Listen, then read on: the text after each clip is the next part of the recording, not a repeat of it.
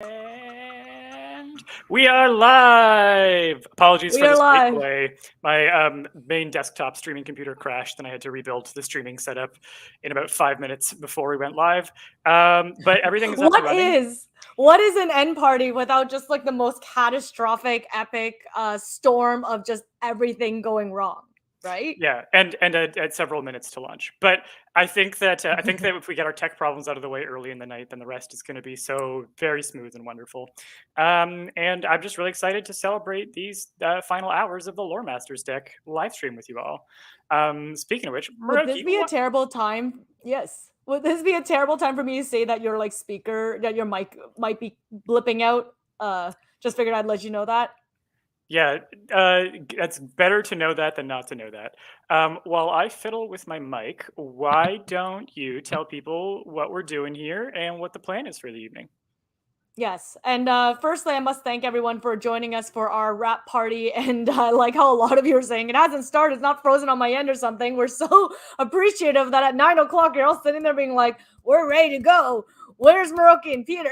Where are they showing up? So thanks for joining us today as we do the final countdown for Lore Masters deck. And speaking of which, let me talk to you about the Lore Masters deck. So obviously, we 31 days ago, I think it's 31 days ago at this point, Peter and I launched the third project with the story engine, with our overall group, the story engine. The first, obviously, being story engine deck, which was a prompt system to help writers end writer's block. It gave you a series of cards that would kind of generate like an agent. You would give them an obstacle, and they were like settings, and you could have like billions upon billions of story prompts. The second, the second release was Deck of Worlds, which is helping writers, creators, D&D players do more world building through their settings. So it actually helps you create settings. And then our third project now, Lore Masters deck, is a way for you to build rich, interconnected lore. So let's say you've created your world, you've created your story prompt. Now, what are all their like backstories, and how does this particular location might actually like affect or impact this? What does this faction or this person have to do with this person? And how does it tie to the species that live on that land? Lore Masters deck helps you do that by creating different lore clusters that you can, and then frankly, you can start as small as you want and build it out as large as you want to craft the depth and the robustness of the world that you are trying to develop. And so that was us 31 days ago. We were slightly bright-eyed and bushy-tailed. I'm not sure. But we had all the thrills and the adrenaline and the excitement, and we launched this project with you all and kind of have gone through this incredible journey. And here we are now. Somehow, you blink an eye, a month has gone by, and we're about to wrap the project tonight at midnight. Wild, Whew! absolutely wild. I genuinely cannot believe we're here at like day 31. And how am I sounding? Is the audio clear? And I'd love for the chat to comment too, because I think that inside the studio, Yes. sometimes the audio comes through different than it does to the live stream. But if a live stream can, let me know how is my sound. We'll see if that's been fixed. Yeah, so far you're sounding pretty good, but of course, chat, please weigh in, because maybe there's just something I'm hearing on my end that isn't impacting you guys, of which then it doesn't matter, because what's most important is that you guys hear and see us. Peter, I'm just like so impressed by your lighting setup, because frankly, it looks like it's daytime and it very much looks like it's nighttime for me over here. And it could be my webcam, but my goodness, are you looking like you're living in a ray of sunshine? I decided to get a couple of soft boxes because I was going to be recording so many demos out of my home office, and I'm very glad that I did. I feel like I look very, very soft nice, and very nice, very glowing. soft. Yeah, Soft, whimsical a good writer at his investment. desk. But I think that means that the tech is all good and up and running, and we're good to go. So do we want to talk a little bit about the giveaway that we're planning to do? Yeah, and if I was really intelligent, I would have provided the picture to Eric, who is our community manager, to post on social media. But like all things that happen when you're about to race towards the finish line of a wrap party, I was like, I'm going to send this image to myself to edit, and then proceed not to edit it, like the fool that I am. but we can quickly tease everyone about what that is. Huh. Actually, it never even sent to me. Actually, did it send to me? It never arrived in my inbox. Okay, well, I guess it's just gonna go out the way it looks because I am not editing it now. Um, yeah, absolutely. So we have this really, really amazing giveaway that we want to offer everyone who's been a part of Lore Master Deck's journey, and of course is joining our live stream tonight because secret sauce. I don't think anyone's really gonna know unless you're attending the live stream what the hell is going on for the giveaway. But we want to give away a copy of Deck of Worlds plus an expansion set of your choice. So we have 3 expansion sets that are available with Deck of Worlds. Each of them come with 3 expansions, and you get to pick the set that you want along with your own very own physical copy of Deck of Worlds. And if you already don't own Deck of Worlds, this is the perfect time to gift one to the loved one in your life who wants to build some worlds of their own. So the way we're going to do it is that very shortly we're going to have 3 social media posts go out on our various platforms: Instagram, Facebook, and Twitter. You can find us on Twitter and Instagram at Story Engine Deck. And then on Facebook, I'm not sure exactly what the handle is, but I'm sure if you looked up Story Engine Deck, we'll find out. Or if not, Peter, I'm sure you can plump up the link on the, the banner. And I know Eric can obviously put in our Facebook link in the comments as well. But what we're going to do is we're going to put up an image. It's going to be a picture of me holding up Deck of Worlds with my eyes peering out over top. And yes, it's very similar, actually, what Peter's doing, essentially. Yep, head peering over Deck of Worlds. Exactly like that, but with my face. And all you have to do is drop a like and leave a comment on it, and we will collect entries throughout the day. And of course, please follow us on our social media if you want to stay in touch with us. Like again on Twitter, we're on all the socials: Twitter, Instagram, and Facebook, and we even have some other like periphery things, but these are the most important ones. And then drop a comment, drop a like, and we will collect them throughout the evening. And sometime around the midnight mark, we will draw a lucky winner. Yay! Yay! Woo! Yes. So we think that will be really fun, and we obviously want a way to thank all our amazing community for participating with us these last 30 days, kind of living through our like really high moments and also our really weird, like twitchy, like beyond tired moments. And yeah, we figured we'd get some more decks in your hands. And right now is what was I going to say? I don't even know anymore. Yes, the prize is, and again, let me just confirm, it is 1 Deck of Worlds and 3 in a choice of an expansion set, which comes with 3 expansions. Wow, you guys are like laying on the puns immediate. Like I noticed, trust me, I noticed Local Maple, like literally the live stream started and it was just like pun after pun after pun after pun. My goodness. Okay, yes, Peter, I did see it. I was yes, but okay, good job, Lord Maple, giving the puns. There was actually a few. Oh, there was like a good one earlier, wasn't there, Peter? That I did say that I was like okay with it, but I genuinely can't remember what it is now. I think it was I think in the last stream, one of Eric's puns was so good that you were like, that I would actually call that a good pun. Yeah, I think there was a pun thrown there. I guess it's. Yeah, I think I remember because you were like, oh, and this is why you guys were made for each other. It's because like he was the one who started wearing me down on puns to begin with. And occasionally I do spout a pun and I'm like, oh God, it's here now. It's here. So Peter, I should also ask you, do you have anything in a glass tonight? Not at the moment, only because I'm going to be attempting to do some card magic for the first time in like 10 years. And having a tiny bit of hand-eye coordination will be helpful for that. I thought you said you do better with the drink in you for card magic, or maybe you think it's better for all of us. Yeah, we'll see. I may go grab during one of our little couple of breaks. I may go grab myself a glass. We'll see.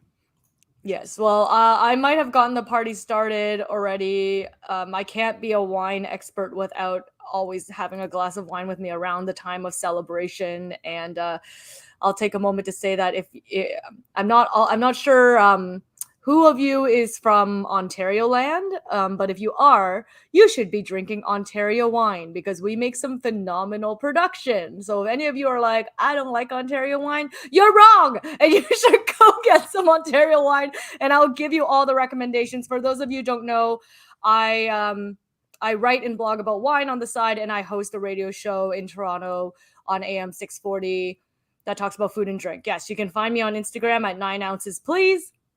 If wine is something that you want to be a part of your life. Tacoma, Washington. That's actually Washington State has amazing wine too. So I am all here for that. But this is Peter, for me to share my random wine stuff. This weekend in Ontario, it is Cool Climate Chardonnay weekend. Like there's a whole festival dedicated to Cool Climate Chardonnay. So of course, I have Chardonnay in my glass, and it's from Ontario, from an awesome little winery called Leaning Post, which is right by Grimsby. They do phenomenal work. They're not paying me to shout them out. I just love the couple that owns the winery. They are spectacular people, and they make some delicious Chardonnay. David Reinitz. I'm sorry, David, if I'm pronouncing your last name wrong. Wollongong, Australia. I have no idea where that is. I don't know. Oh, Melissa's from Ontario. That's awesome. Are you drinking some Ontario wine? You said you're drinking some wine right now. Now I need to know whether it's Ontario wine. If it's not, you should drink some Ontario wine. Hey, Brandon. How's it going? Brandon Crilly. If you guys didn't get a chance to catch one of our previous live streams, Brandon joined us on, we have so many live streams. It is hard for me to remember when everyone was part of them, but Brandon joined us for Creating Gods and Spirits when we did the Deities expansion for Lore Master's deck. And Brandon's actually one of our contributors to the deck as well. So thanks for joining tonight, Brandon. If you guys are new to Lore Master's deck, even though we're down to our final hours, if you are new to the deck and need to kind of get like tutorials, learn how to use it, learn how to use just like our various expansions, our live streams are archived down at the bottom of the page, where you can see all the shenanigans that we were basically up to all month, because there were a lot of shenanigans. Brandon's just got tea. It's okay. You can have tea. I know I talk about wine. I tout wine like nonstop, but tea is also delicious. Rosanna's saying, say Wollongong 10 times fast. I can barely say it one time properly. So Rosanna, I'm going to bypass that, as you are probably all getting my like random, I don't know. I feel like it's like taboo at this point to be talking about the lack of sleep that we've been going through. But it's real, guys. Yeah. As we roll in the midnight, it's like, no, got to keep the adrenaline going, folks. And actually, one of the things that we wanted to talk to you about tonight is we have a few more things that we are very, very close to unlocking. We are, I think right now, just a little under $7,000 away from hitting our next stretch goal of 500,000. And also 500,000, guys. Like, oh my God. I have most certainly been staring at the screen for the last like 24 hours nonstop. I'll fully admit I used to love buying things off eBay, and I would be that person that hit the refresh button like over and over and over and over and over and over and over again. And this is what I've been doing for the last 24 hours for Lore Master's deck, because I cannot believe that we're gonna hit. I'm confident that we're gonna hit 500,000. It's all thanks to you guys, like friggin' all thanks to you. That got us there with all the shares, with all the love and support. And we have a second kind achievement goal that we are hoping to unlock. I think a lot of you are very, very passionate about it. So we have a sort of like a blooper reel for like a blooper reel expansion that we're hoping to maybe release as a PDF. And what you have to do, all you have to do is go to our portal. Peter is helping me do the thing, I think. I am. Need to go to achievements.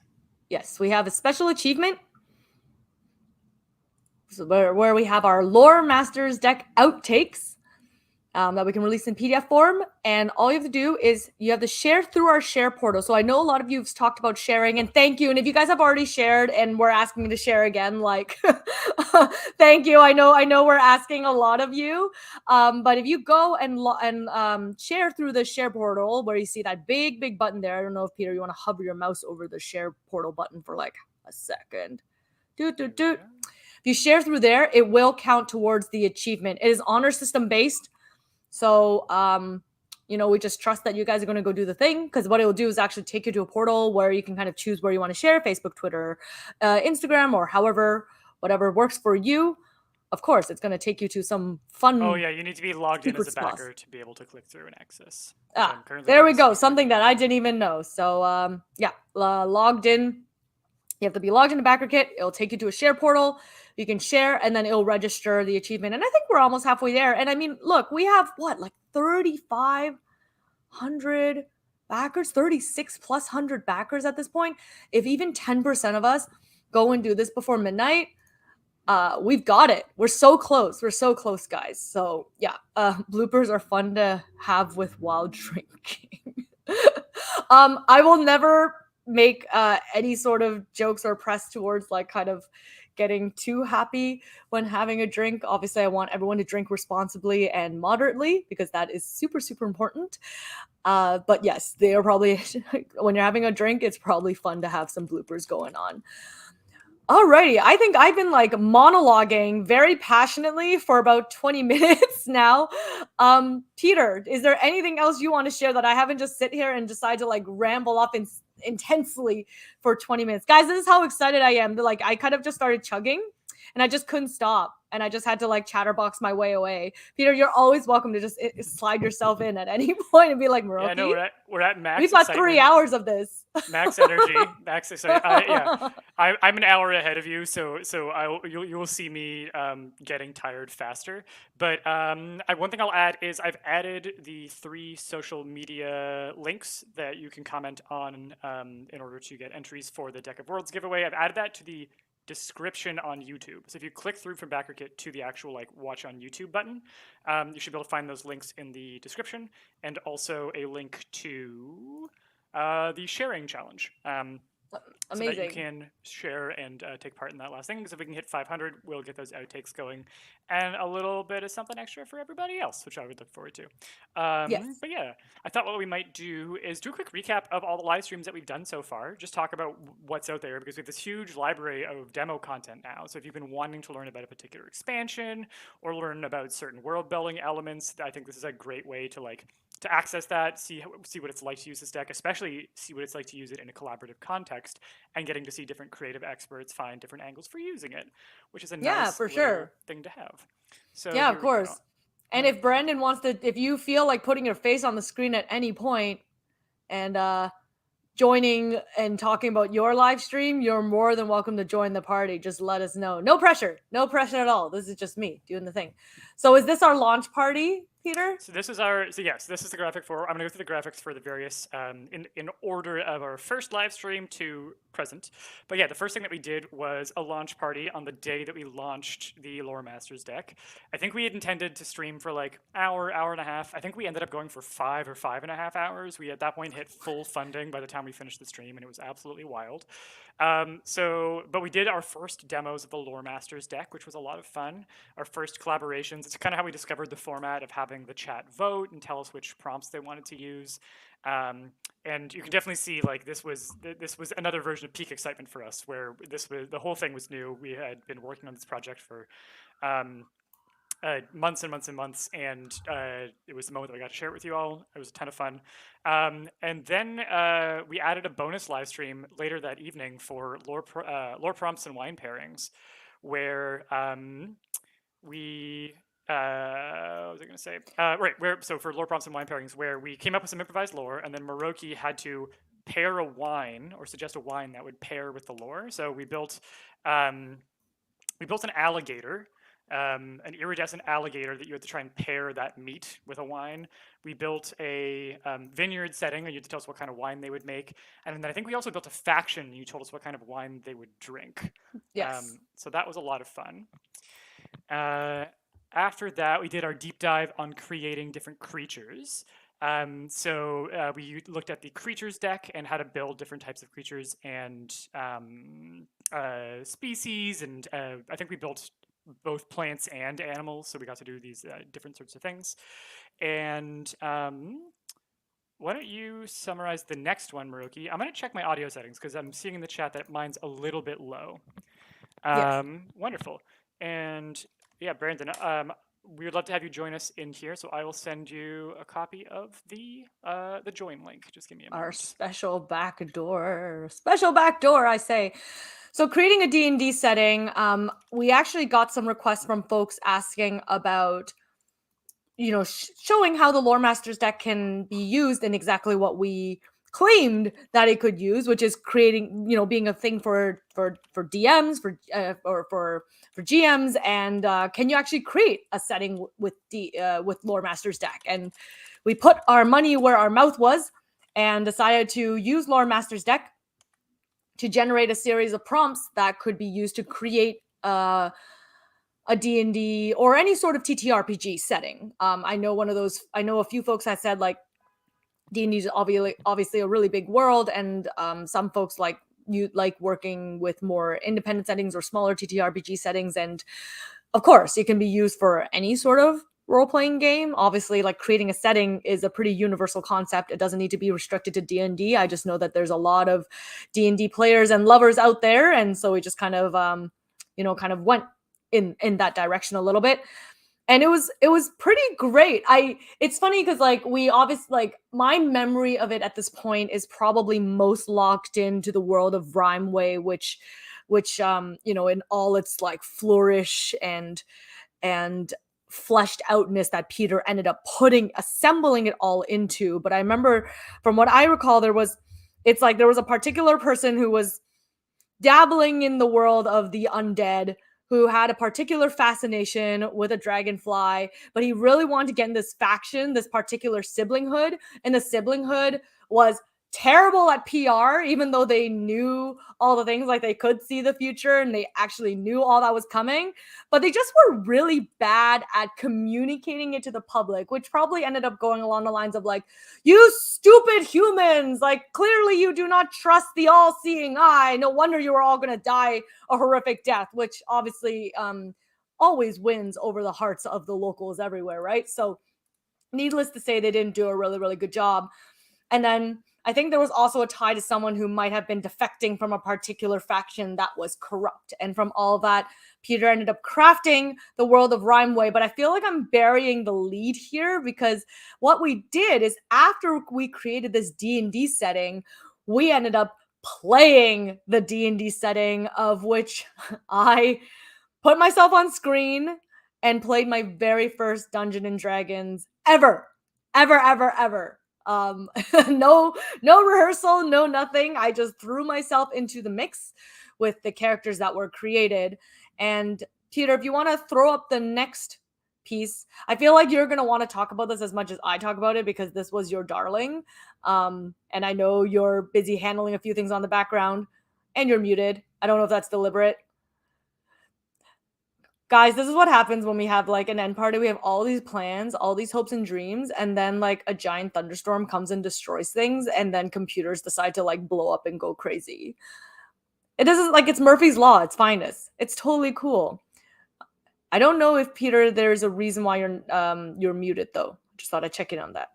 Yeah, so I can now hear you again. I have a feeling Okay. that our best bet is that I just stay very quiet for the rest of this live stream, because I think anything I do at this point is just going to possibly break it further. I lost being able to hear you while I was trying to fix you being able to. No! So I can't go on without you, Peter. I can't go on audio is without okay? you. Your audio, at least it's okay to me. You might be a little bit soft. Chat, you can let us know if it feels soft or not. If it is, we'll amp you up. Oh God, I was like, I started reading it, and I was like, oh, this all feel good. And then I was like, oh, dang it. Oh, people, you were on fire tonight. It is actually kind of brutal. um, if Peter sounds soft to you, just kind of like lean in, and maybe Peter can talk with like extra sultry tones, and it'll just be a whole different kind of live stream where we just softly read lore prompts to you, ASMR style. Well, the other thing I can try, I can switch over to the webcam mic, which will be a lot more echoey, but it may be louder. So we can give that a try. Well, we'll see how the audience is feeling right now, but do you want to take a moment to share what happened with the D&D prompt setting? Yeah, this was definitely a very fun time for me. I have always wanted to do a D&D live stream. It's been a bucket list item for me. So we had a chance when BackerKit we were discussing ideas with BackerKit about what we might stream to showcase the deck, and I think the idea came up in one of the brainstorming sessions that we could do like a D&D one shot, or just, maybe just, I think the plan was originally we were going to just release like a little bit of information about a setting, maybe role play a scene or two in it. And I instantly got overly excited and was like, what if we do a produced one shot? So we invited 4 guests to come role play and play in a scene or play in this one shot that we built in the D&D setting creation live stream. So Jordan Shively came in to play Phaedriel Kane. Alina Pete played Karga Slyat. Nam was played by Maroki. Nam, the Frost Tiefling, gruff Frost Tiefling from the siblinghood of Seers, previously known as the siblinghood of the Closed Eye. And then my wife, Jasmine Mendoza, came and played Amaryl, who is someone who had previously was a bard who worked in PR and decided to leave the company and become a barbarian and like tap into her internal rage. And it ended up being a really fun, silly, occasionally heartfelt adventure that had some really beautiful and powerful moments, and I'm so very proud of it. You can watch the live stream. I think it runs about 4.5, maybe 5 hours, and I think it's really a fun delight to watch through. We have the chapter stamps, so you can sort of see how the storyline accelerates and comes to a climax.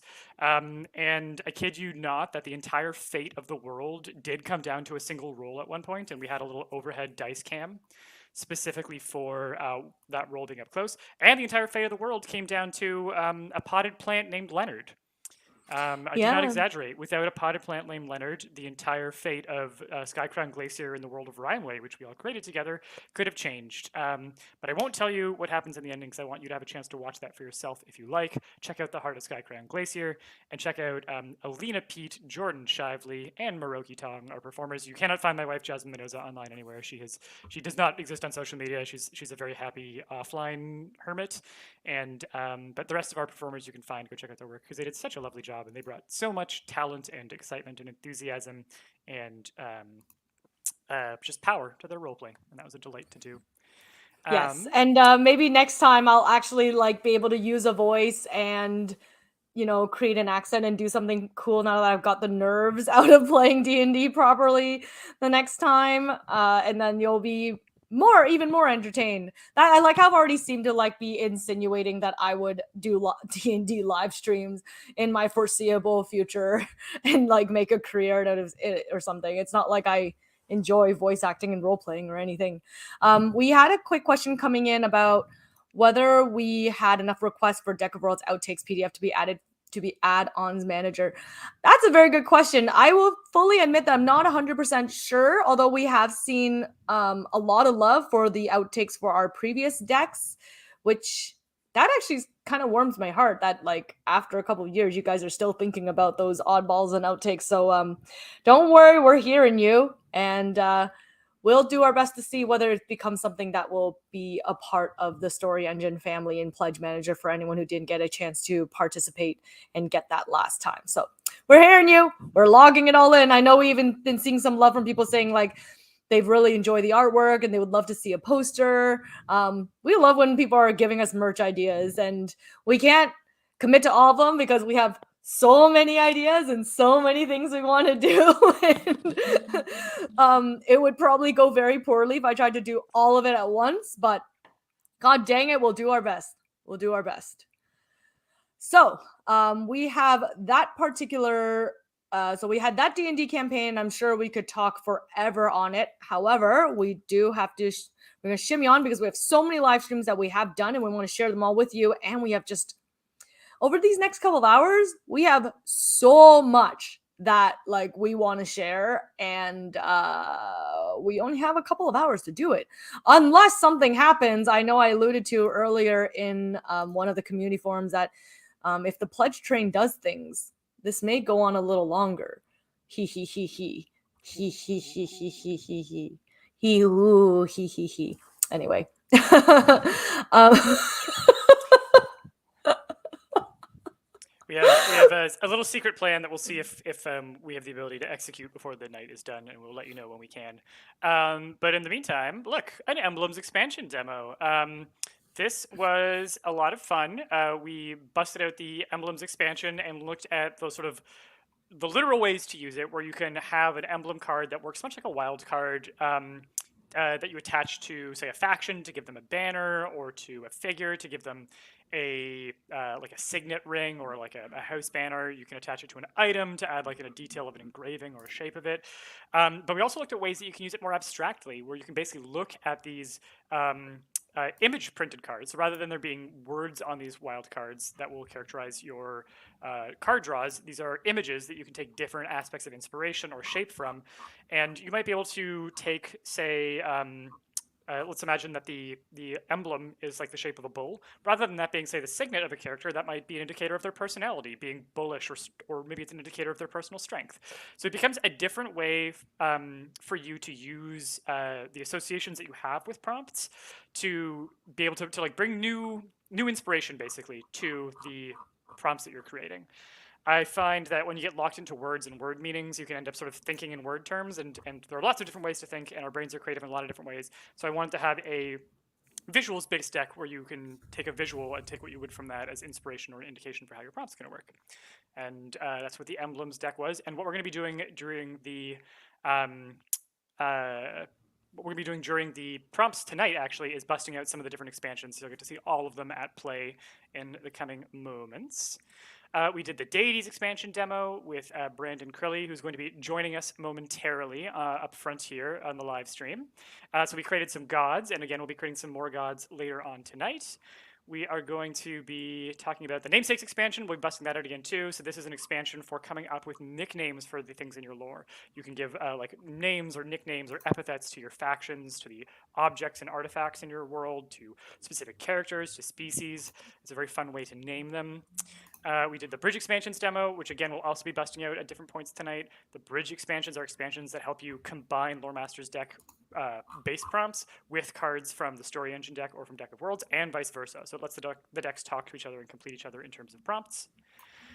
We did a really wonderful panel on how to create great tabletop RPG settings. Connor Alexander from Coyote and Crow, and Erin Angiolini, who has done work as an illustrator and colorist for Justice League, the Critical Role comics, and who is currently crowdfunding the Arcane Compendium, her deck of sort of characters, which is illustrated, and you can find that on BackerKit. They joined us to talk about what it means to world build, and specifically to world build for a tabletop RPG setting. Why it matters that you don't put too much detail in your world so that there's room for the characters to wander and explore, and there's things for the storytellers that are going to be using your world, or for the players themselves, to invent on their own, or gaps for them to fill in so that they feel invested in the world, and really just advice on how to world build and set the scene for what's going to be a collaborative storytelling experience. So there's a ton of, there was no demo, or no, there was a demo. At the end, we did do some lore prompt world building together, discussing specifically how we'd make choices to set up a tabletop RPG type of world building. But the first half of it was just talking about advice and tips for how to world build if you want to create a compelling setting that you either plan to just run for your home game, or if you've ever thought about publishing a tabletop RPG setting, we gave some advice for that as well. And we are almost caught up here because we did world building and world breaking next. Jordan Shively, who joined us as well for the Namesakes expansion, they joined us for world building and world breaking, where we built a world and then used the events deck to throw a series of events at it and smash the world apart. So we tested it with a bunch of very significant world threat level events. It ended in a big vortex, and the whole thing was a delightful, fun, catastrophic, world-ending, apocalyptic mess, and it was a ton of fun. You can catch the replay on that. I definitely want to spend more time showing you how to do world timelines. You can do entirely event-based world building, where you build a sequential timeline out on your playmat with different sort of forks off into the lore involved. So we'll do a more dedicated session on that at some point. And then we did our live drawing. So this is where webcomic artist Megan McKay, the artist of Doodle for Food and the Good Boy Guild, joined us to draw prompts live. And in fact, until midnight tonight, you can actually still enter to win a sketch card from this live stream. So if you go to our discussions section on our community tab, the discussion section has some callouts from that stream where we screenshot the illustration that was being worked on, and we throw it over to you to name or fill in a particular lore detail for us, and the entries or suggestions or pitches that we like most are going to win a digital sketch card. So there is still time to do that if you want to check out the community tab.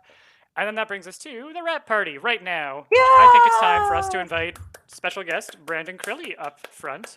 Brandon, I think your mic or your camera is currently off, it looks like, but let me know when you're good to go. We're good to go. Brandon, welcome to the stream. How's it going? It's fantastic. It's been such a month. How are things going with you? Less busy than you folks, so I'm going to say good. Well, I think idle hands are good for lore prompting. What if we build some lore? Yeah. Do we want to do it? Do we want to build some lore, friends? Hell yeah. Let's do it. All right. Let's do the first of our lore prompts. So this is just gonna be a little warm up. We're gonna mix and match expansions. We're gonna do whatever we feel like here. And Brandon, since you're our guest, why don't we have you choose the first type of thing we're gonna build? So we can build a faction, a figure, an event, a location, an object, a material, or a creature to start. Ooh, or a god, because we can do gods too. We have that power. Yeah, we do. We have the power to create gods. I like it. Let's do an event. Let's do an event. Amazing. Okay, so we are going to switch to this view, Giant Brandon, and now Giant Build Your World. Amazing. Okay, let's build an event, folks. So we are going to draw cards. We're going to have the chat vote for which cue we're going to use, but we're going to try and influence those choices by discussing the creative opportunities we see in the different cues. Do we want to create an event that was a blasphemy, a detonation, a regime, or a season? Ooh. Which of these are speaking to you in chat? You can vote by commenting blasphemy, detonation, regime, or season. All right. Let's do this, chat. Also, hi, chat, and everybody out there. I didn't say hi. Oh, yeah, so we should introduce Brandon. So Brandon Crilly. We just kind of dove in. Yeah.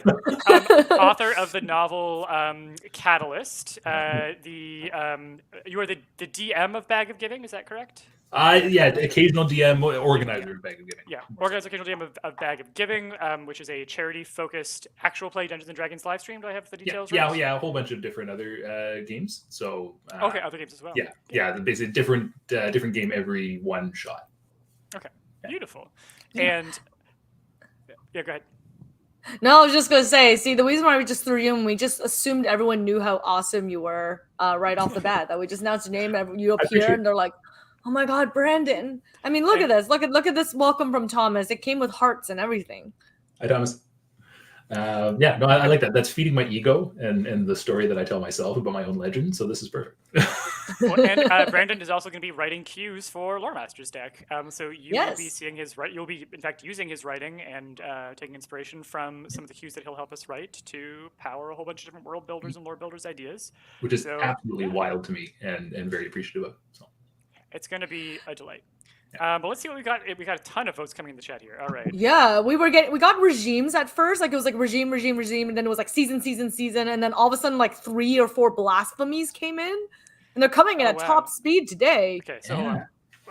Let's count these up. Hold on. So we've got 1 for season, 1 for regime, season, blasphemy, regime, season, Blasphemy. So that's 2 and 2 and 4, and then Blasphemy. So I think the seasons just have it, but it's very close. And out comes our whole bunch of blasphemous seasons and seasons of blasphemies. Let's start with the season and see what happens here. All right, so let's. I was ready to lean into blasphemy just because I love when people scream blasphemy. We are allowed to take all the vibes from the cues we don't use and still imbue them into the cues that we do choose. So that was almost Lord Master's deck rap party where we just break every single rule and just like tell everyone that the deck is gonna be used however we want to use it. It's so there. Well, let's give our season some details here. So there can be a catalyst for it, where the catalyst was that a location was changing ownership. So whatever this season was, it was either accelerated or caused by a location changing hands, changing who owns it. We could have a catalyst where an ambiguously worded contract was the thing that triggered the season. We could have a fallout from the season where one of the consequences of it is that a faction has to rebrand, and we'll draw a faction card to figure out which faction had to rebrand. And then a fallout where a new song or poem came about because of the season, this very strange season. So chat, again, you can vote for new song, poem, for location changing ownership, for ambiguously worded contract, for faction rebranding, and while you're voting, we're going to do some brainstorming. Brandon, what are you vibing here?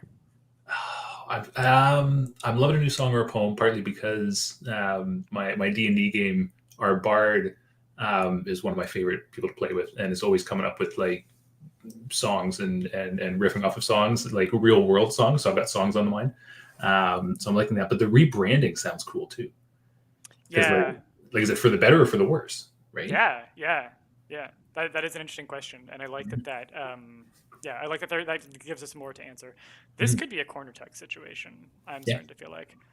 Maroki, of the new song or poem, location changing ownership, ambiguously worded contract, or faction rebranding, is anything speaking to you? I admittedly am having like a weird disconnect with trying to get these to line up with season, and maybe it's because my brain's thinking like season, like climate and weather, and there's a bug on my ceiling. And so when I'm hearing words like rebranding, I guess it doesn't make sense to me because it's like, is someone trying to just change the description of a particular season? And if so, why is that the case? Like, why is someone trying to make winter into summer or summer into winter? So that could be just my brain going down a one-track mind right now. So I'm going to defer to chat and some of your more creative minds to make the decision and tell me what to do. Nice. All right, well, let's see here. We've got song or poem, changing ownership, contract, song or poem, contract again, 3 for contract, another 1 for faction, location. I think that the contracts have it. Yeah. So the reason for the season was an ambiguously worded contract. I'm now very curious to know what that means. I'm starting to think that it was a season of like, kind of like Season of the Witch, or like a hunting season, like a season where like an open situation was declared, where like a thing that is normally not allowed becomes allowed, or where like they were openly trying to hunt or persecute some kind of animal or person or something like that. I'm liking that, like something that's normally considered sacred or protected, or and it was because of a legal loophole. Yeah, I like that's what I'm thinking. That's a cool idea. Well, let's see what else comes of it. Good suggestion, chat. Okay, next cue. Catalyst was a new leader for a faction. So again, a contributing cause of this happening was a leadership change for a faction. A catalyst where a confusing succession caused this to happen. Fallout, where the coronation of an unexpected monarch caused this to happen. Okay. So this is, sorry, not caused it to happen. Fallout, that's a consequence. So a monarch comes into power as a result of it. Or a fallout where a new cultural myth emerges as a result of what happened during this season, this open season. Interesting. Are you vibing with any of these? I got to go first last time. Okay, you vibing with any of them? Not to put you on the spot. No, it's okay. I know part of it has to do with my bad eyesight too. Oh no! And my audio memory is not as good. cultural myth, I think, is the one that resonates the most with me. Yeah. Yeah, because I think we tie a lot of our stories around to a particular season. Mm. Oh, this is an interesting pitch. New cultural myth. A mortal just became a deity and is encroaching on the current deity of the season. So Oh. what if, Huh. it'd be very interesting if like deities rule for a certain season and it's like some kind of, if not electoral process, then it's some kind of like designation process that happens every year that can be negotiated and renegotiated. And what if, because of a contract or a change in like the divine legislation, so to speak, somebody who's not supposed to be able to become the god of the season does, or maybe a mortal become. It's kind of like when like there's a story about like a turtle being elected president or like getting a joke nomination for president and then snowballing and they win. Yeah, it actually wins. A mortal got voted as the god of the season, and it the ambiguously worded contract didn't specify that like mortals can't enter. Yeah. There's no rule that says a dog can't play basketball. There's no rule that says a mortal can't be god of the season. I really like that pitch, and the new cultural myth is that this person becomes kind of a god, even though it's just like a woman named Stephanie or something. Yeah. Stephanie is now god. All the deities named Stephanie take high offense to this. There's such Terry Pratchett vibes to this. I'm all for it. Yeah, Terry Pratchett vibes seems to be coming up a lot. A lot in the recent ones. And respect for the Airbud shout out too. Yeah. My childhood had played. I want to do some kind of pun with like HEIR Airbud, where like they have inherited this divine title. But I won't. I'll just say that I will, and it lets me dodge it. Okay, we have some votes for myth here, so I think we're good to go on myth. Awesome. And in some ways, this is kind of a coronation. So in fact, let's find out who the mortal is. Can we corner check this? We can. So we're going to say that the monarch is in fact the deity here. We're just going to use that as the placeholder. And let's go ahead and draw a figure card and figure out which mortal has just become a god. Is our new god a perfectionist? Is there a way, if we're gonna break rules, like could we take this mortal figure and then attach a deities card to it as well, or is this just being too nuts? That would be. I kind of want to figure out because they start as a person. I want to know where they come from, but we could definitely staple a deities card to that to figure out what they become. Like what does their god trajectory look like? So I think let's do a combo here. So let's start with who they begin as. So as a mortal, were they a perfectionist, an oligarch, an athlete, or an appraiser?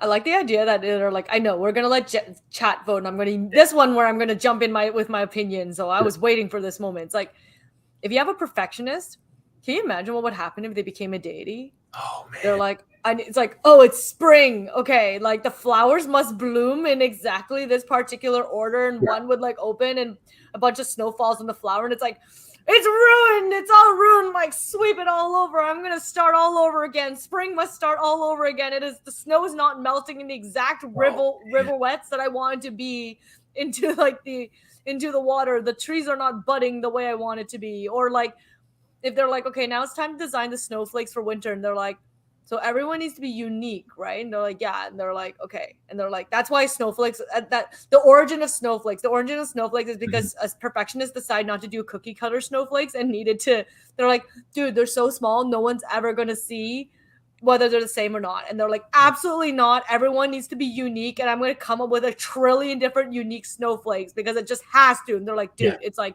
each snowflake is like a millimeter large. No one will care. And they're like, I don't care. It must be perfect. Yes, I'll know, and therefore it needs to be perfect.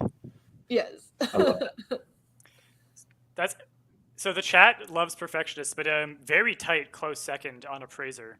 Very close second on appraiser. So we may want to keep those vibes in mind as well.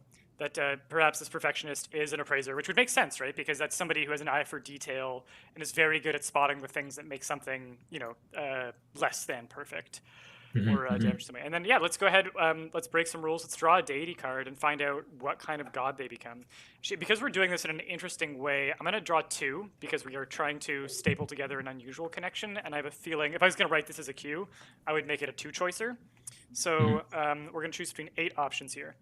So does our perfectionist become the architect, the frog, the avenger, the crone, the dreamer, the heron, the hermit, or the automaton? Oh, we had the automaton's back from our.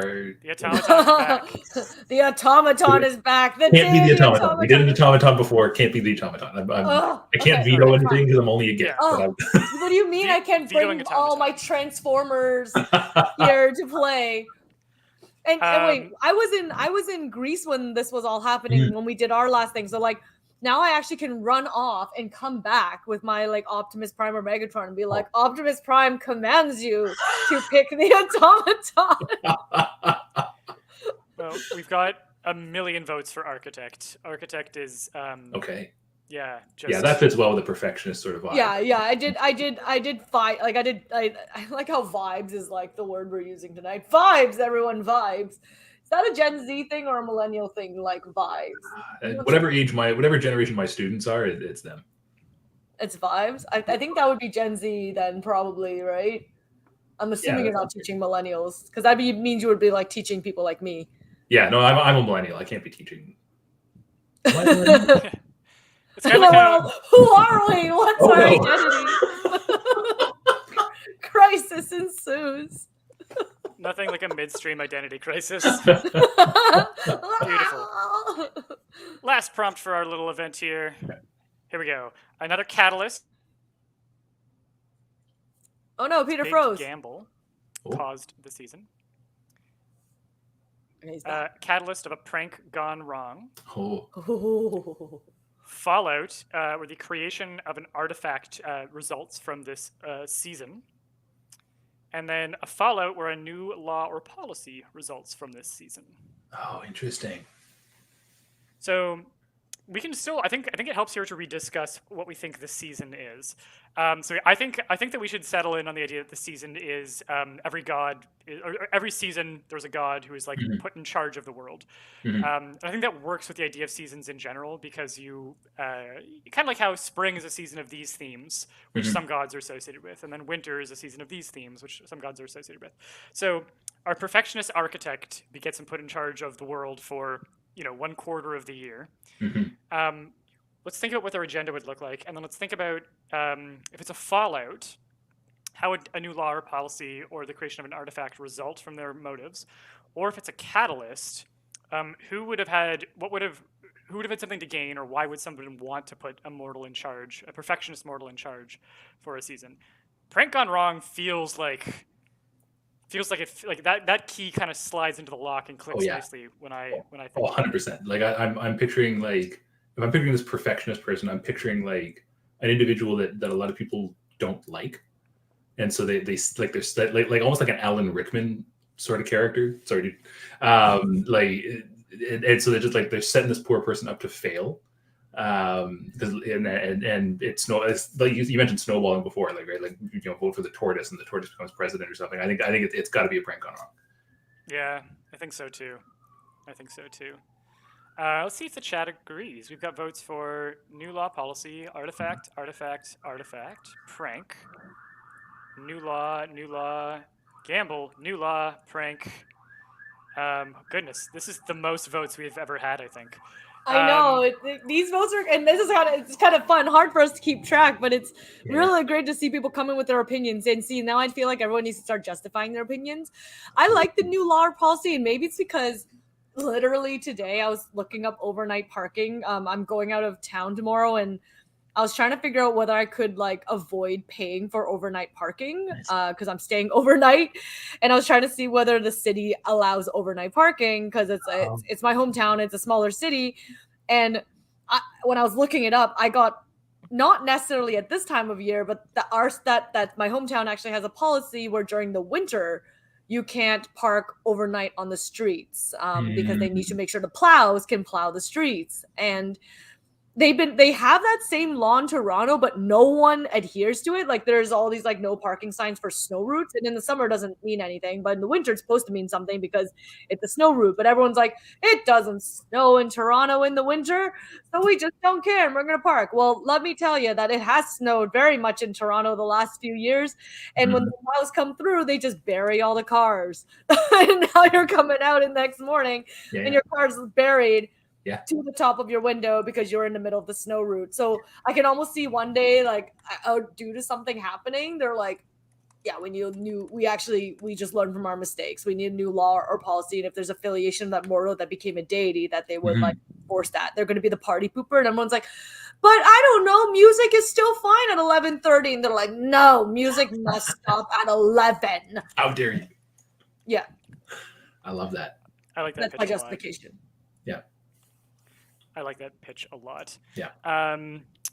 So I do think, however, the artifacts have it Okay. in the chat, I think, Alright.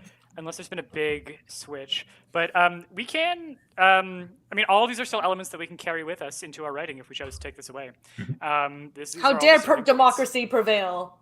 But I like this because this gives us another direction to expand this prompt. So here we go. This is going to be the artifact that gets created as a result of the season of our little perfectionist turned architect of the world. Is it a claw, a globe, a ring, or a chest? So yeah, chat, definitely let us know. Chest, claw, ring, globe. But I kind of like the globe. The globe makes sense to me for like if there's someone who's trying to temporarily take control over the whole world, they might want a representation of it that they can work with.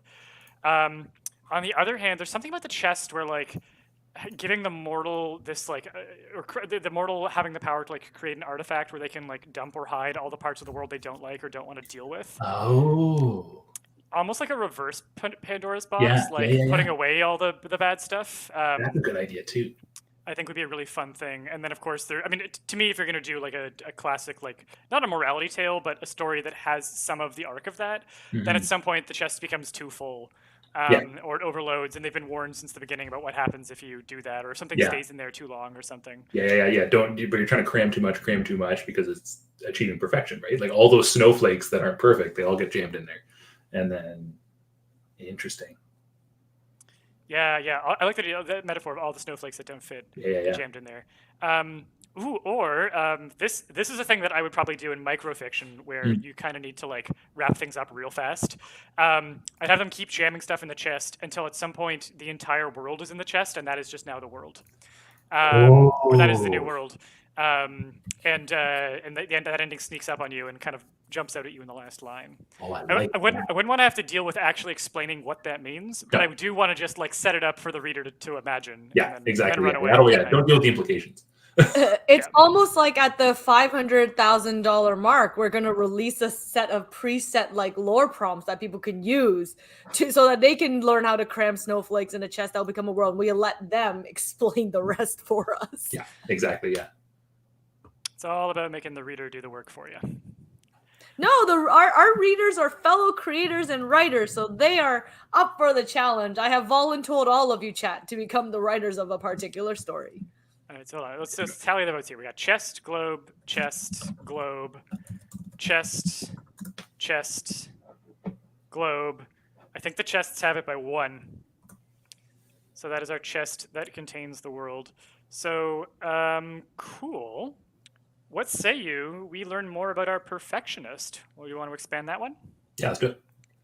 I want to know what deity the perfectionist becomes. They did. We have the architect. Yeah, the architect. Oh right, I totally forgot. We can find out. We can start We're to. It's only 10 o'clock.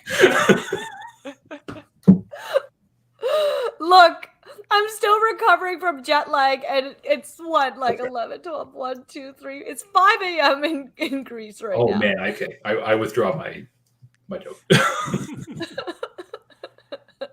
Alrighty. Let's do an emblem for this. Can apply to them either as a perfectionist or as an architect. And again, I think we should do some weird alchemy here. No kings, no gods, no rules. We're gonna combine figure prompts and deity prompts for this character because they walk in both worlds. But first, let's give them an emblem. So this is an example of an emblem card from the Emblems expansion. They are wildcard types, and you'll put them in the same positions where wildcards would go. You'll tuck them between an expanded prompt and the prompt it's expanding from, on the side that it expanded, so that you'll see I started with this prompt, and then these arrows tell me that I moved to this prompt next. And so you can follow the flow of your own logic as you build prompts, and you can reconstruct your map later, your lore map.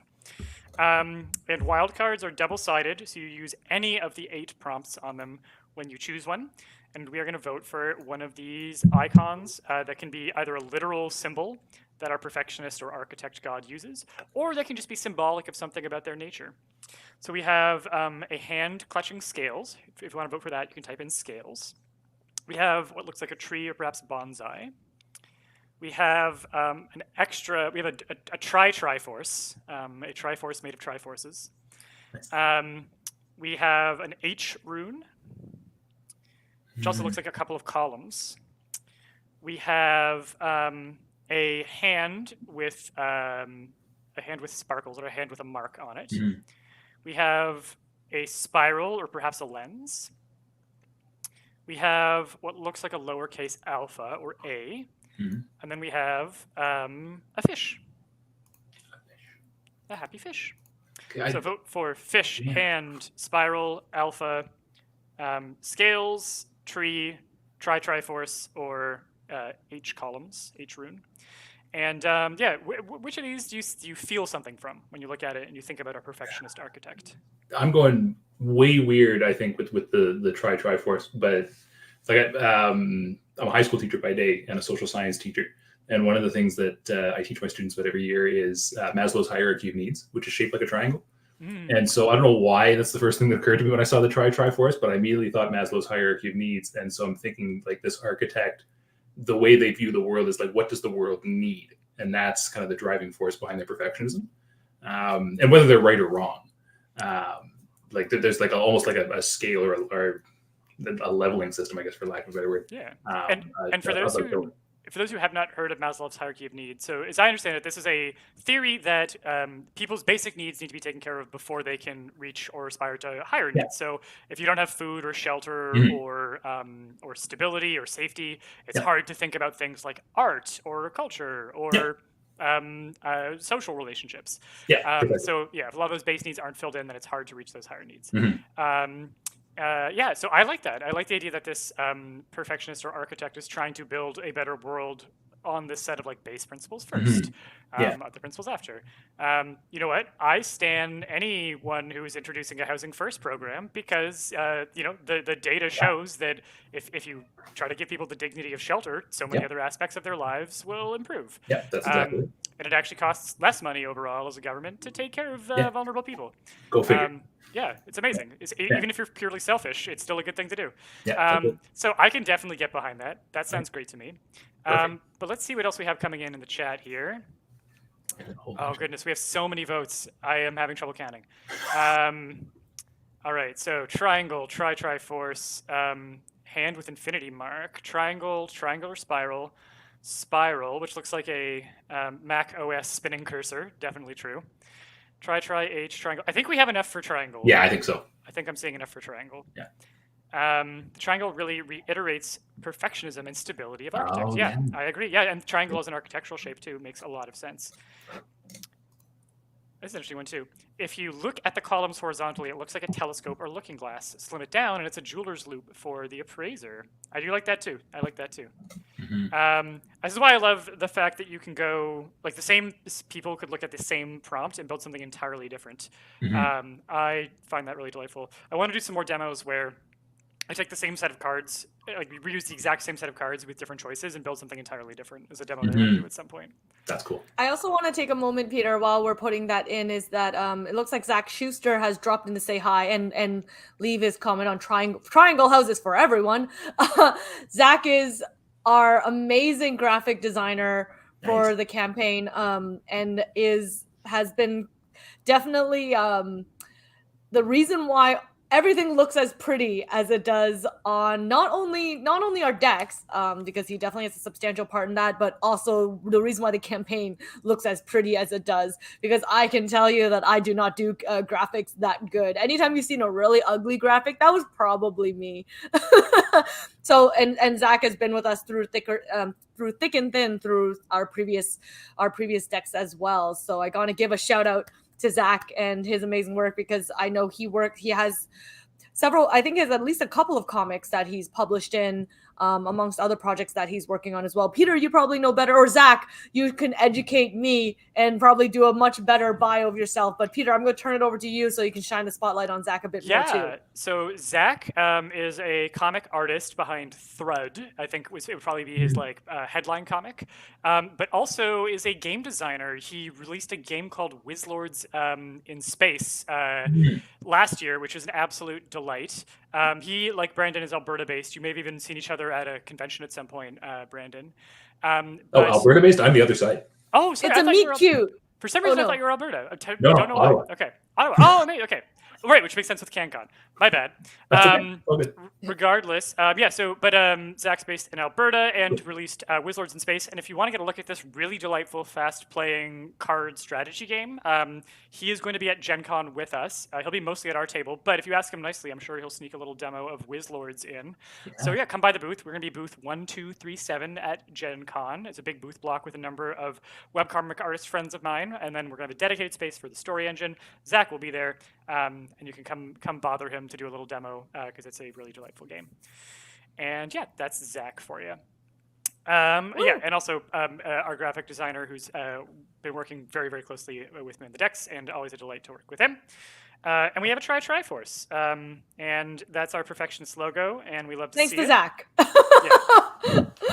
Yeah, actually, Zach took lead on the emblems deck in particular. I sent him a bunch of notes on the types of mental categories I wanted for each entry on each side of the card. And then Zach went away and built a huge database of different iconography that we could mix in to cover a bunch of different types of conceptual bases. Beautiful. And yeah, another shout out to Zach for sure. Well, let's give our Perfectionist Architect some more details. So let's pull a deities prompt first. Some deity traits. So, do they have a background or they are an ascended mortal? Well, that one I think we already have covered. Yeah. Do they have an agenda where they need to protect a location? Do they have a domain that is their domain is knowledge, magic, or the occult? A trait where they love pranks or jokes? Or a background, which we already read, Ascended Mortal. So we could just make the Ascended Mortal official, make Architect the main prompt and Perfectionist the tuck on that. Or if we're interested here in whether or not this person has a location that they love and are trying to protect. And the thing that I like is because we have an Ascended Mortal, we know who they were. Yeah. If they're trying to be impartial, but they have their own sort of private things that they care about that sort of sneak into the way that they are rebuilding the world. I love that idea that they take on this huge mantle of trying to be a fair arbiter of how the universe should be, but they still have things that they care about too much to really be impartial. Like I always love that kind of tension in a storyline. Or they could just be all about knowledge, magic, and the occult, or pranks or jokes. Do you know? Okay, you know how you see it's ascended from Immortal and it's telling you to draw some figure cards. This is where Maroki and her crazy metaphysical obsession with the metaphysical comes, because I'm like, what if it's ascended from Immortal and we attach another figure to it and it becomes this crazy life loop, where there's multiple universes and they're mortals, but how does a deity ascend from one mortal alone? Maybe there's a hive brain and it can't a single mortal alone cannot become a deity, and it's actually the conjoined lives of several mortals coming together, and there's anyway. So what if the architect is not one deity, but the architect through this loophole and through this maybe we still bring back that prank that we didn't put on the board but is still bouncing around our headspace here. So what if the first time that the architect is made this god of the season, it's created not as one deity but as a role that different people fill every season whenever it gets voted in. So it's almost like, it's a mantle that different mortals wear when they are called into that space. And it's like the one space at the god table that mortals have a direct stake in. But what if there's more than one board? Because it literally will break their mortal minds if they became a single deity themselves. They literally will just explode. It's like that whole the Infinity Stones, when literally Peter Quill cannot grab the Infinity Stone himself because he literally will just explode into a million pieces, and they needed to divert that energy across 6 or 7 mortals to take on the burden. What if it's that? Yeah, I like that the architect is an electorate, or like almost it's like they're not the architect, they're like the zoning board or something. Or like they're the architecture firm, Yeah. cum deity. Yeah. Although there seems to be some people going in for location as well, so I am also willing to defer. And someone's saying that this would be a great Grant Morrison comic. I Interesting. haven't read a lot of Grant Morrison comics recently. I think the last one I read was We Three, which was one of the most. I think it was Grant Morrison. Then it was illustrated by Frank Quietly, and it was one of the most painful things I have. It was like it's just a very short graphic novel. It was one of the most painful experiences I've ever put myself through. No way. Yeah. I don't know if anyone is aware of We Three, but essentially, and I'm hoping it's Grant Morrison. In fact, before I put my foot in my mouth, I'm going to ensure, yes, it is by Grant Morrison. It's a story. This one, Peter might need to plug his ears. It's going to hurt him deeply. It's about these like 3 house pets, a dog, a cat, and a rabbit, who were cybergenetically modified to become weapons of mass destruction. And they may have alluded to the fact that these like were house pets that were kidnapped from someone's house, and they kind of develop like a rudimentary way to communicate with them, sort of the way we have those like dog buttons and now. So they sort of like speak in this kind of like broken pseudo human talk with the humans, and they end up escaping. And now like the whole government is chasing down these 3 animals that have like these enhancements where they can drop like bombs and shoot missiles, but meanwhile they're just 3 pets trying to get home and find their homes, while like the government's chasing them down and trying to kill them or deactivate them and destroy them. And it's a very heartbreaking book. So I might have cried for hours after I closed the last page. So it's like Homeward Bound, but meets Super Pets. It's like, yeah, probably that. And I've never watched Homeward Bound, I won't fully admit, but I know the gist of it. Yeah. It was one of those, when you're reading it, you don't, at least at the moment, I didn't think I was that emotionally invested. I literally like closed the back cover. Yeah. And then just like tears started like streaming down my face, like just streaming. Like it literally, I held off and then I closed it and it just sunk in. And just ripped my heart apart, and I was like, "Oh God!" And couldn't really read much more Grant Morrison after that. Wow. Yeah.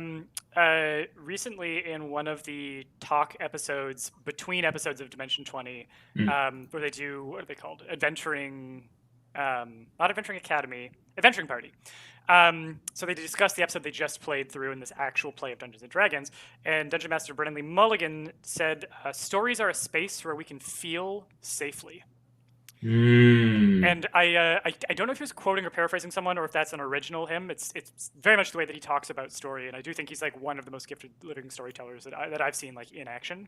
But his way of putting that way, and he was talking to it's the new season that just finished, Dungeons and Drag Queens, and Monet Exchange, Alaska Thunderfuck, Bob the Drag Queen, and who plays Twyla? Jujubee. All from RuPaul's Drag Race. Amazing drag queens. Nice. Yeah, they're so good. They're so good, and they're playing D&D basically for the first time live. Oh, I feel And like I need to watch this now. It's an incredible season. It's so wholesome because all of them, you get to those moments where if you haven't played a D&D game before and you're having your first the story is becoming real for you, you get to see them doing that live. But rather than watching a party who they're new to the game, they because they're such gifted improvisers and performers, they come ready, enthusiastic and ready to put their hearts on the line. Yeah. And to watch them click into the story and get what collaborative storytelling is about through whatever tabletop role-playing game system you're using. Yeah. Magic. It's really magical. It's so wholesome. There's so many beautiful moments. That's and when they're discussing what's going on in the story between the episodes, him talking about, because one of them had a really devastating moment, and Brennan contextualizes it by saying, stories are a place where you can feel safely. And I think in roleplay, because you're actually inhabiting the character and making decisions for them, those feelings are even closer. Yeah, absolutely. But yeah, those Grant Morrison moments where a story rips your heart out and then just puts it in front of you and shows you what it looks like. Yeah, totally. I absolutely think that's a great example of a chance for us to experience emotions in a safe environment and process them and think about them and understand the way that they shape our world. Yeah, really, really totally. beautiful. Although, to be fair, after I finished watching The Pianist, I did not feel very safe. and felt very, very destroyed and damaged. And I was like, I don't really know if I needed to go through that. I actually stayed up for 6 hours. I had to write a blog about it, and I don't blog too often, but I stayed up for 6 hours. Wow. Like past like midnight. Like I just stayed up all night. I couldn't sleep. Yeah. Yeah. But his historical war, like historical movies, especially war-based historical movies, is I think it's because it is grounded in, it's so purely grounded in reality. Like we know that these atrocities happened. Makes it very, very tough for me to separate myself from them after even touching it, like just the edge of that world. Yeah. And it's like we know what happened. We know what happened. All right, let's move into slightly less like painful, heart-wrenching things. I'm sure we all have the opportunity to create some devastating fiction from the prompts we created. I feel like this whole story about the perfectionist that sends into days, we've been having a giggle, but now we're gonna change the whole thing where like the perfectionist architect is trying to create a world and that they like think they can control it, but it ends up going out of hand, and then like millions and billions of people die, and he ends up with the weight of being a failed perfectionist in their hands. Real party vibes over here. I'm going to corner tech it. And yeah, I think exactly what Local Maple said. Corner tech, mortal who becomes deity to protect their hometown. I'm not necessarily, we'll find out what the location is, but I think let's go with the perfectionist as the ascended mortal. Let's draw an extra mortal and agree that the architect is either a committee of people or is an elected position and it rotates. And I think we can play with that idea and discover that more as we go on. So I'm going to first draw another agent or another figure card here. So another mortal who participates in the entity that is the architect. Is that going to be an apostate, a researcher, a map maker, or an innkeeper?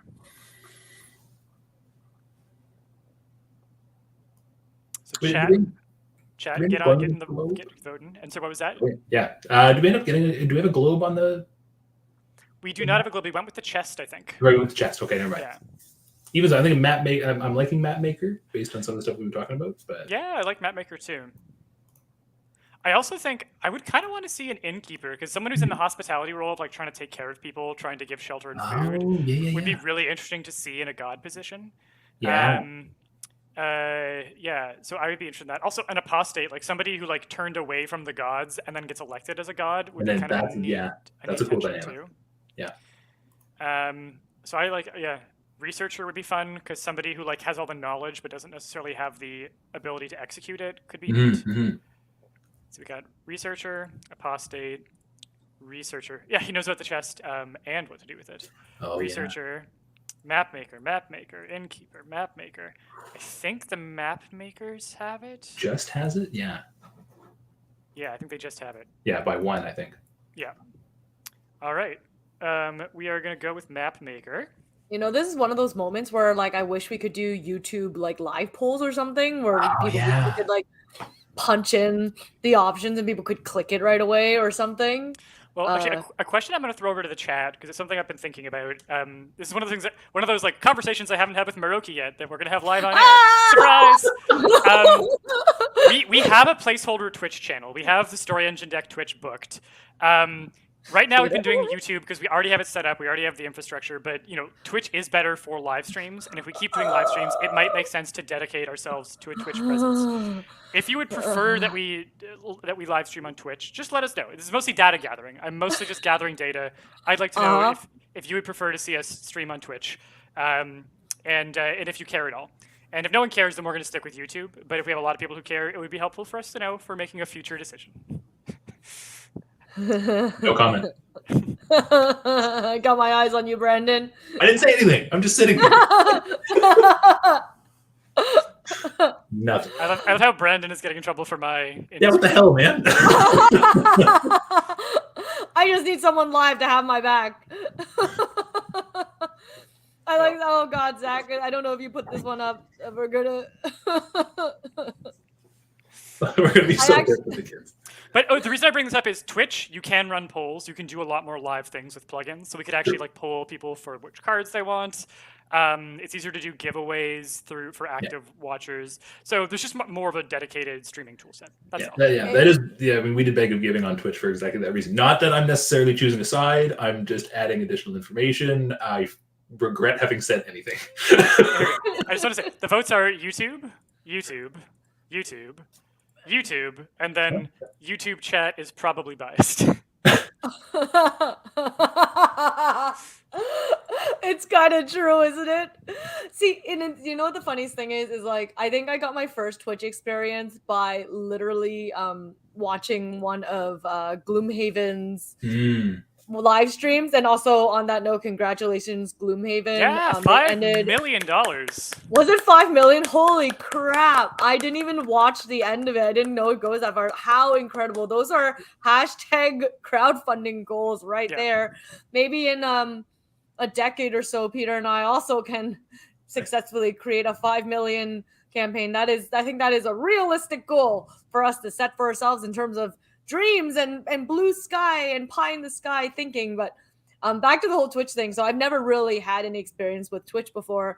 And I was speaking with a winemaker friend who's also a gamer and plays on Twitch. And we were just talking about live streams because we were inviting her on a live stream with us to talk about her wines and what she does. And she was like, you know, have you ever thought about like doing live streaming on Twitch? And I was like, well, I don't know. Like, I haven't established Instagram presence and I don't really understand how this Twitch works. And she's like, yeah, but on Twitch, like, people just throw money at you. You just like start a Twitch and that's where you can money. People just throw money. I was like, this sounds too good to be true. And she was like talking about Twitch as if like it's just this platform where people are just like eager to be like, yeah. I feel like that's not true. I'm not sure about this. I don't think it's true either. I think everyone has wishful thinking about like being able to obviously like become influencers on certain channels and make all the monies. Yeah. And I think sometimes when you see some really successful Twitch performers and artists and gamers out there, and I know there are some very successful ones, they forget sometimes there is like an incredible amount of hard work that goes behind doing the things that they do. But it was just the way that they said it. It was just Lore Master's deck hot tub Twitch stream when the rule is that you can have not nudity, but you can have scantily clad people on a Twitch live stream, provided that they are swimming. So a lot of people started doing hot tub streams so that they could justify being in bikinis and other things, and it became its own subculture on Twitch for a while. So that's actually kind of incredible. That's a great example of like ambiguously worded contract loophole situation. The season of the bikini was entirely enabled by the hot tubs. Oh my god! Exactly it. Speaking of locations, like a hot tub, though, before I choose the location, I was actually going to quickly shout out. Thank you, Captain Nolan, for backing at the. I believe that's the all new and old decks mega bundle. That's just like all the cards that we have released to date, and some of the cards that we haven't released yet because we're just crowdfunding them now. And that's that's the best price we've ever offered on all the decks, and I think that's a good bundle. So thanks for the pledge. Really appreciate that. Thank you for the pledge. Yes, thank you. Let's pick a location that either our architect god or the people that make up our architect god wants to protect as an agenda. It could be a church. It could be an arcade. And an arcade doesn't necessarily mean like a video game arcade. An arcade can be kind of like a public walking, gathering forum space almost. A farm, or a set of woods. So I'll get you to vote on that. Oh, those are all good. Well, while chat is deciding and fighting, and I will grab chat's attention as well, that if you haven't had a chance to share our project on BackerKit yet, we have a other achievement that we're also going to unlock, where when we get 500 shares, our project using the share portal, and I have to be very specific about this because I know many of you lovely folks have been sharing throughout this entire campaign. But if you do it through the share portal, if you're willing to just do it one more time, it's through an honor system. If you click the share portal, it will log it as an official share, I believe. And when we get to 500, we're gonna launch a little PDF expansion of our outtake of lore cards, so you can sort of see what Peter's mind goes through before it gets called for the final deck. Peter's uncensored mind. Peter and all the writers' uncensored mind. It'll be Brandon's uncensored mind maybe in there too. Nobody wants to see uncensored that. mind. No one It's gonna be all your hot tub prompts. Yeah, the entirety of the outtakes expansion is only hot tub or bikini related prompts, just to be very clear. Oh my god, what was that? Wasn't there that Cards Against Humanity expansion that was just all boxes? All boxes? Yeah, like it was literally like it was like it's a falcon shaped box. Oh my god. It's a cardboard box. It's a crappy paper box. Like that was the expansion. It was just a set of card prompts that just had always just something to do with a box. I love it. I as our April Fool's joke 2 years ago, I announced that we were releasing 2 decks that are just Nightmare Clowns. I remember that. I was very proud of that. I did like a full box mock-up for all of them, like a detailed box mock-up. There's still, I think it's still up in our blog. If you go to our blog and just search clowns, it should come up. I will freely admit you had me going for like 10 seconds. The better question is how many people wanted those Nightmare Clowns to the point where you were like, people oh, dang, than I'm I might comfortable have with. to.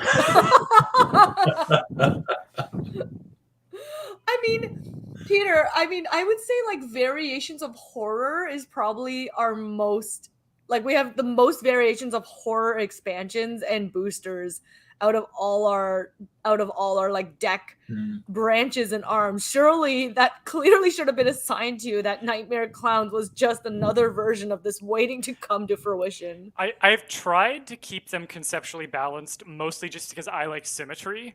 So I've tried to have horror, science fiction, fantasy, and then of the original boosters, there's 2 sci-e, fi-e ones. So dystopian and cyberpunk. There's 2 fantasy-y ones, which is mythology and steampunk. And then there's 2 horror ones, which is post-apocalyptic and eldritch horror. So I've tried to not let my bias for creepy Nightmare Clowns change the product line. But there's a lot of horror, and they're very popular expansions. So I definitely think we could I think we could probably field a Nightmare Clowns expansion, and more than 3 people would get it.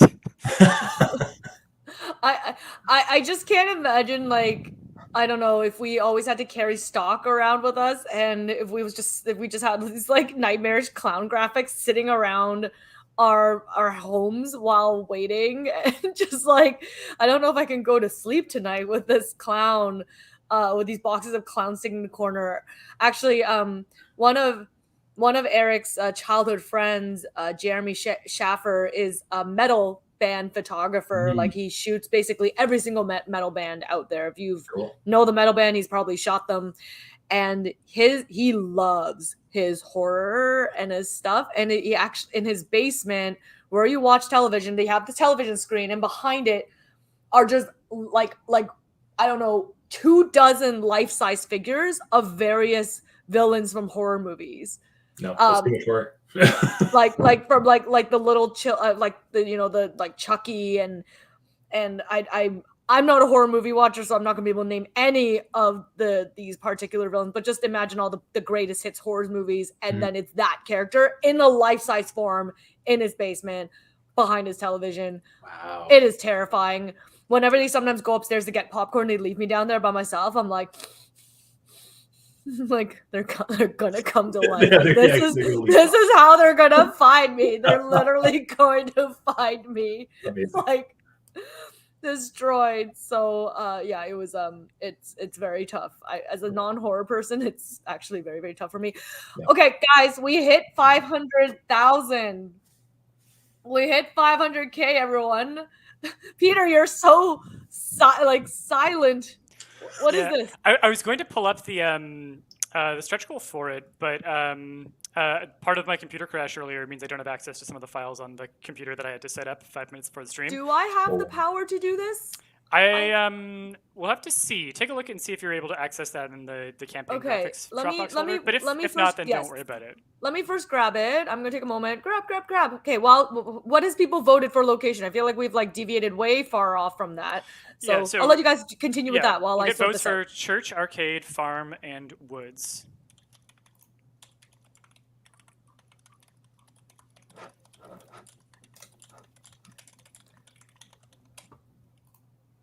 Da, da, da, da, da, da, da, da, da. There's some really passionate typing happening somewhere. Alrighty. It was me, I think, actually. Let's count the votes here. So woods, arcade, church. And then scrolling back a bit because we talked about clowns for a while. Yep. Very important. That was clutch. Woods, arcade, and arcade. So I think we have enough for arcade. Okay. So arcade in this case, I kind of like the idea that it's actually like a games center, maybe like an old school fantasy, like rather than it being like pinball, it's more like an old fantasy skee ball. So I like the idea of something like that. But we can explore that in more detail. But first, let's do one more human trait for either the god or one of the people who makes up the god, the architect. Here we go. So they have a background where they have an unacknowledged child or heir, an agenda where they want to survive an event, which could just be the season, actually. Oh, yeah. A trait where they have a very intense gaze, or a trait where they are forgetful. Oh, forgetful could be interesting. Yeah. Well, Brendan, I know that you have to go in a moment, so why don't we'll make this last one your choice as a parting gift to the chat. Oh, okay. This final choice goes to you in this one. Okay, all right. I'm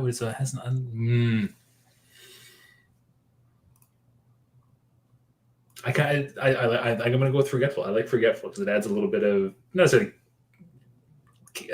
unprepared for chaos, but I like a little bit of forgetfulness occasionally just to mess things up. Yeah, and I think that that makes sense for. It'd be interesting if the map maker is a map maker because they're trying to put down so they can remember all of these things in physical documentation. Yeah. So practice stuff, right? And a perfectionist who is forgetful is someone who is already set up with an internal tension that I think could be really interesting to explore. So I like that. Either one of those I like. Yeah. So here we go. Let's. Well, I think let's send Brandon off with a thank you here. Brandon, where can the people find you and what are you working on these days? So you can find me at brandoncrilly.com. There's links to all my stuff on there. Aside from working for Lore Masters Deck coming up, which is very cool. My novel is Catalyst, which was my most recent thing. I've got a couple of short stories coming out next month in Translunar Traveler's Lounge and Utopia Science Fiction, both of which are like climate fiction, solar punky sort of stories. So that'd be cool. And I'll be at Gen Con as well in like 10 days or something, is it now? Or no, a little more than 10 days. So I'll be there for the Writer Symposium, talking shop about games writing and prose and stuff. So that's going to be a blast. So yeah, brandoncrilly.com online is probably the easiest place, and all my links and stuff are there. So beautiful. Yeah, and this is a blast. Thanks for inviting me on. It was good to see you. Thank you so much for joining us. Really appreciate it. Thank you. Thank you so much, Brandon, for offering all your wise expertise and for having my back about sticking on YouTube. Yeah, 100%. All right. Cheers. Have a wonderful night. Thanks so much. You too. Thanks, guys. Thank you. Bye. Okay. So let's keep on going. Rookie, I know that you may need to put out a fire with a spammer on one of the contests. We love spammers. If you need to drop backstage for a moment, I could do my little magic trick now. Yeah, If I you think want. I think Eric very successfully pulled his social media expertise to block the evil scammer. But just warning anyone who is participating in our giveaway, there is someone pretending to be us and they're trying to steal your credit card information. We would never ask anyone for their payment information except on BackerKit for our pledges, but we would never ask you on social media to provide your credit card information when you win a giveaway, and we will also message you directly. So do not fall for any of those nefarious folk on there because they are shitty and should be put down. All right, that's my spiel. All right, Alrighty. Teeter, I don't see the particular unlocked achievement graphic. Do you have it to send me that I can try and put it up? No, I'm not gonna be able to access it right now on this computer, so I think we're gonna have to just update that one a little bit later. No worries. Well, what I'll do is I'll maybe very quickly put up the unlocked graphic just so that folks can get a chance. I know you want to show your magic trick. Maybe we should hold off and let you show your magic trick first. I don't want to deny you the opportunity to share. Well, we'll see. I am very nervous about this because doing card magic with like a close-up camera on your hands is when I haven't done it for 10 years is kind of like a tall order. But yeah, okay, I'll give it a try. Okay, do it, and then maybe when we do it afterwards, we can remind everyone what unlocking the $500,000 goal is unlocked. Okay, All right, so I'm gonna clear these go up. for it, Peter. I'm gonna try. So this is I tried to think of a couple tricks that I can still do with my current level of sleight of hand skill, and that that I can do with Story Engine and Deck of Worlds cards and still have them roughly make sense. So I'm gonna try to do an old traveling coins trick. And rebrand it as the Traveling Merchants in the Four Kingdoms. So we're going to use region cards here in place of playing cards. And we're going to do 4 quarters, which these are Canadian quarters. They are not worth as much as American quarters. And yeah, a classic, this is like a really classic trick for card magicians. I have not done this in a while, so you're going to have to like bear with me here as I like try to A, remember how it goes, and B, see if I can still go through all the motions and whatnot. But yeah, let's say that once upon a time, a long time ago, there were 4 kingdoms and there were 4 merchants who liked to travel between them selling their wares. We're going to have our region cards be our kingdoms. We're going to have our coins be our merchants here. And let me deal those out. Yeah, so one merchant decided he was going to travel from the Southwest Kingdom to the Northeast Kingdom, and of course, being a canny merchant, he decided he was not going to travel by road nor by boat, but that he would teleport. So he cast a little magic spell, and a whoom and a wham and a bam, and there he went. He had traveled across the land instantly. So the next merchant decided, hey, teleportation sounds kind of cool. I'm going to give that a try. That would be neat. And he cast the same spell, found the same mage to help him with it. But rather than his magic word being wham kazam, he went with shamalama ding dong. And there was a whoop and a whoop, and bam, he completed his travels. So our last merchant was in the farthest flung corner of the world. So he needed an immense amount of magic to be able to travel. So he gathered mages from the other 3 kingdoms in order to cast his spell, and magically traveled all the way across the world. And our 4 merchants gathered in the kingdom, and that's the magic trick. My patter could use some work. It's been a while. But there you go. Classic traveling coins trick. I hope that I didn't fumble it too much. It's been a minute. And I'm also used to the perspective of the trick not being like behind me, but being in front of me. Anyway, not bad. Not bad for a guy who's 10 years out of date with his sleight of hand. And using a different set of, like, using probably not your usual set of playing cards to boot. Yes, correct. I feel like those card sizes probably have a huge impact on how your sleight of hand works. Yeah, well, and I did not realize how much I was used to specifically the weight and texture of bicycle cards, because that was the only card that I would use for magic tricks, because you just get very used to that exact heft and how to manipulate it. And our cards are like a nice heavy card stock that's actually less good for card magic because you can't bend the cards and angle them and like back palm them or under palm them quite as much. So yeah, our cards are unfortunately too high quality for good card magic, is I guess my review as a magician. We sprang for the 350 GSM card stock, and it comes back to bite us. But I might magic with the cards. No magic with the cards with it. I might fumble my way through another magic trick in an hour or so. Yes, everyone should say yes in the comments. I'm also trying to figure out what Captain Nolan is alluding to about what's included in the 55K level. For that. I'm not sure. I'm not sure if that was a. I'm assuming that Captain Nolan means the $550,000 stretch goal is what I'm going to guess. Yes, I'm just trying to figure out what we're talking about about it being included. I can't tell if it's a joke about your magic trick. If we get a little bit of Peter's magic, more magic. But I don't know. It's okay, Captain Nolan. If you want to clarify for me in case I missed a piece of your comment, just so that if you had a question in there, are you talking about the quarters? Are we including Canadian quarters in the 500K stretch goal? Can you imagine every order gets like one quarter included?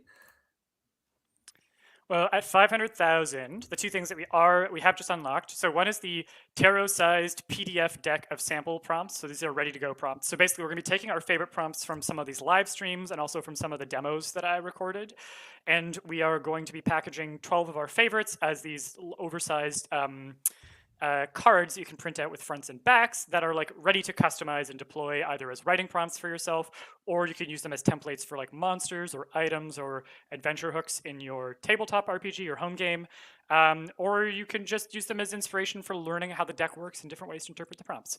So we've just unlocked that for everybody, along with, I believe we're now going to have 30 decks that we're going to make available to free for educators. 30 decks we're going to make available to educators as giveaways. If we make $1 million before the campaign is over, Peter will explain the trick. A magician never tells. Yeah. There's actually a fellow who does the fringe theater circuit and who does a lot of sold out shows where his entire show is him like telling you stories. It's a one-man show. He tells you stories, monologues at you while doing close-up magic. So he has, similar to what you have, Peter, like a video right on his hands, and then he has it playing on the screen behind him, and he'll do the tricks while telling stories. And he has like the entire audience, like he presents out to auditoriums, but he'll actually have like a select like 8 or 10 people that get to sit right up front and stare at his hands the entire hour he's doing the trick. So it's being projected on the screen, and he shows it to people, and he does like a whole theater show about it, which is pretty cool. That's wild. Yes. I love magic as a form of storytelling. I was very into it when I was younger, and then of my many interests that I pursued, including juggling. That was one that I only busted out at parties thereafter. But question from Fellowship of the Tables: do we need to add those cues to our pledges and add-on? No, those are going to come for free. So anyone who's receiving a physical or digital copy of the main deck is going to receive this PDF automatically through the Pledge Manager. You don't need to do anything about it. It'll find you when it's ready. And I always do a project update whenever we release a new significant. Whenever one of the deliverables we have from stretch goals comes out, I usually do an update telling people what it is and where to find it. Great question. But I think it's time for another magic trick. I think it's time for things to get a little bit punny. No. Okay, this is me. I was trying to, maybe this was me like subconsciously trying to hold off what was about to come because I saw how much time you also allocated to make this particular section of the night. And I was like, are you trying to hurt me, Peter? So, actually, we have one more question before we start this.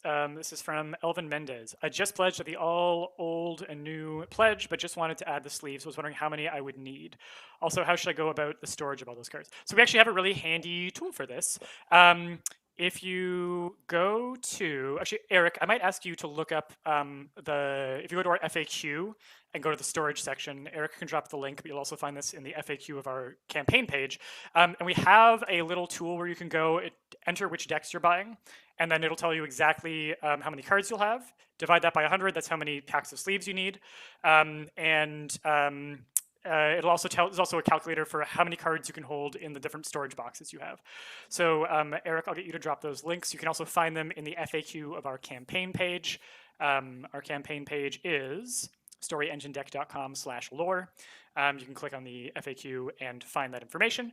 And yeah, we sell packs we sell sleeves in packs of 100, so it's really easy to find out exactly how many you need to sleeve your full collection. And we have a calculator for telling you exactly how big your collection is. And if you talk about, I don't know if you also answered the question about going about the storage of all those cards. I guess the very short answer is it depends how you like to store your cards, because there are so many ways, and we're offering several different ways that you could store your cards as well. We have released 2 Leviathan boxes as part of thanks to all your feedback, actually, thanks to the community providing feedback for what you're looking for in terms of storage solutions. We've released 2 Leviathan boxes. They carry, you're going to get the exact number, Peter, because in my head, I'm always saying around 1,500. And I realize that all you folks who are collectors are a lot more exacting than I am, because I'm not that kind of storage person. I definitely am that person who tends to like store things a little bit haphazardly. So Peter, what is the exact card count for storing things in Leviathan boxes? So the conservative count is 1,440 cards. And again, there's another calculator. I think if you go to calculator.storyenginedeck.com/storage, that will take you to the storage calculator, which will tell you, you can say like, I want 1 Leviathan box and 1 this, and it'll tell you how many cards you can hold, sleeved or unsleeved. And yeah, they hold 1,440 unsleeved cards at a conservative estimate. You can do a little bit more than that, but I tried to give a lower number because I think people are going to want to not fill every compartment to the max, because they're going to want to be able to use them to divide their collection in like logical and organized ways. But yeah, 1,440 per box, or a smaller number for sleeves. But again, our calculator for storage will tell you the sleeve count and the unsleeved count. They're estimates, but they're pretty accurate. Yeah, so if you want some quick math, like 2 Leviathan boxes will store your entire collection if you have everything. And since you said you got the all old and all new, it will store everything if that's how you want to store it. We also have folding storage boxes, so they kind of come flat and you can fold them up. And some people have, that actually came out with our previous system, Deck of Worlds, and a lot of people have enjoyed that. So we released 2 new designs for this campaign, and some people have liked that storage solution. So if you like that kind of solution, you can store it that way. I think we even have a storage tray box where this cards, instead of kind of being standing straight up, they actually are laid down, which some people enjoy because it means you can see the backs. You can actually draw the cards easier. So really it comes down to what's your way of creating a storage solution. And we've seen some amazing solutions that our community has actually made themselves over the past few years, which is pretty cool. How many cards have you made so far, Peter? Oh, then here's the answer right there. 2,208 cards, not including early bird and promo cards. And it's actually incredible how many combinations those cards can make. Like Story Engine Deck alone, I think, Peter, you said you calculated, I think it's about 32 billion story making possibilities. And Lore Masters Deck, I think, has more cues or more cue prompts than Story Engine Deck and Deck of Worlds combined. So if you think of how many prompts you can make out of that, your mind just starts melting, because the options truly are endless at that point. I did the math for a single lore cluster. So you just take oh my god, you just do the say you make 1 figure, and I think the number of permutations for active cues for just the core deck's just figure is in the trillions. And then when you start combining and linking things to each other, and that's also not including the permutations involved in secondary cues. So the math gets ridiculous. The number of potential combinations, truly absurd. Yeah, one of the things that I was going to say is, if you get through every story prompt in the deck, if you get through all 32 billion, then I will either refund you for your purchase, or I will give you I'll make you a new expansion if you write all 32 billion stories. That said, I think that would require you to write like more than 1 story per minute for the rest of your life as an average human. So good luck with that. I actually remember. I don't remember what the exact setup. I think it might have been about planets, but it was a little kid storybook that's saying like how far each planet's away from each other, or how far like the distance in kilometers, and they're showing like how long it would take for you to get it. And it basically showed like, to do like 10 is just do 1, 2, 3, 4, 5, 6, 7, 8, 9, 10. The other one was like showing like by the time you get to the billions or trillions, and they're showing like an old man like scribbling like pages and pages of a thing. And then I think when they got to a particular number in the trillions or quadrillions, they had like the paper, and then it had a little picture of a grave, a little drawing of a grave, and it was like, I was like, oh, like as a child, like I don't know, that kind of really impacted me in a very intense way. I still think of that sometimes. I saw a great little comment earlier. It's not quite a question, but and it's something that I know we will allude to a little bit later on. This is me clearly just trying to delay the inevitable, guys. Teresa here is just saying we're not sure how likely we are to get to 550K. You never know, Teresa. Tell your friends, share. We have an hour left to go, and if you guys keep the pledge string going, maybe something else will happen. Hoo hoo hoo. Intrigued by the lesson plans, Teresa. We actually will address that a little bit later on, because obviously we do have a commitment to educators. You can tell, obviously, we donate educator decks, but it's we have seen the Story Engine deck, and Deck of Worlds, and probably Lore Masters deck, possibly in the future, being used in an educational setting. Actually, I wish we had the chance to talk to Brandon a little bit more, because Brandon, as he mentioned, is a teacher and he has used the deck at his school, which is a really, really huge honor to us. Alrighty, I will stop trying to delay and distract. I think it's pun time. So the way that I want to structure this, because this is going to be a delight for me and truly a trial for Moroki. I think what we're going to do, we're going to create a single lore prompt cluster, just like we've been doing, and then we're going to open season for the best pun you can make about whatever thing we've built. And Moroki is going to have the honor of choosing the one that she gets the strongest reaction from her. It can be good or bad, but whatever the strongest reaction that we get from Moroki is, that'll be the winner. And I think we'll collect some of our favorites, not just the winner, but also our favorite runners-up from every round, and we'll include those in a coming update in a Hall of Infamy. So bring out your A game, and B game and Z game, and it's going to be amazing. And yeah, shout out to David for using Story Engine in class. So we have a set of full lesson plans for the Story Engine for bringing it right into the classroom with students. We are going to be shortly releasing the full set of Deck of Worlds lesson plans, and our $550,000 stretch goal is developing a lesson plan set for Lore Masters deck. So we would love to be able to do that with you. So we'll see where we get to, and as Moroki has alluded to, there may be some pledge train shenanigans in store. But I think let's start by, I'm going to make a creature. I think creatures are always fun for puns. So here we go. We're going to bring back up the card cam. And we are going to make ourselves a creature. Chat, let me know if you want to make a rodent, a crane, a vine, or a crocodile as the blank canvas we're going to build our species on. They're going to get other traits, possibly from other types of flora or fauna, but do we want to start with a rodent, a crane, a vine, or a crocodile?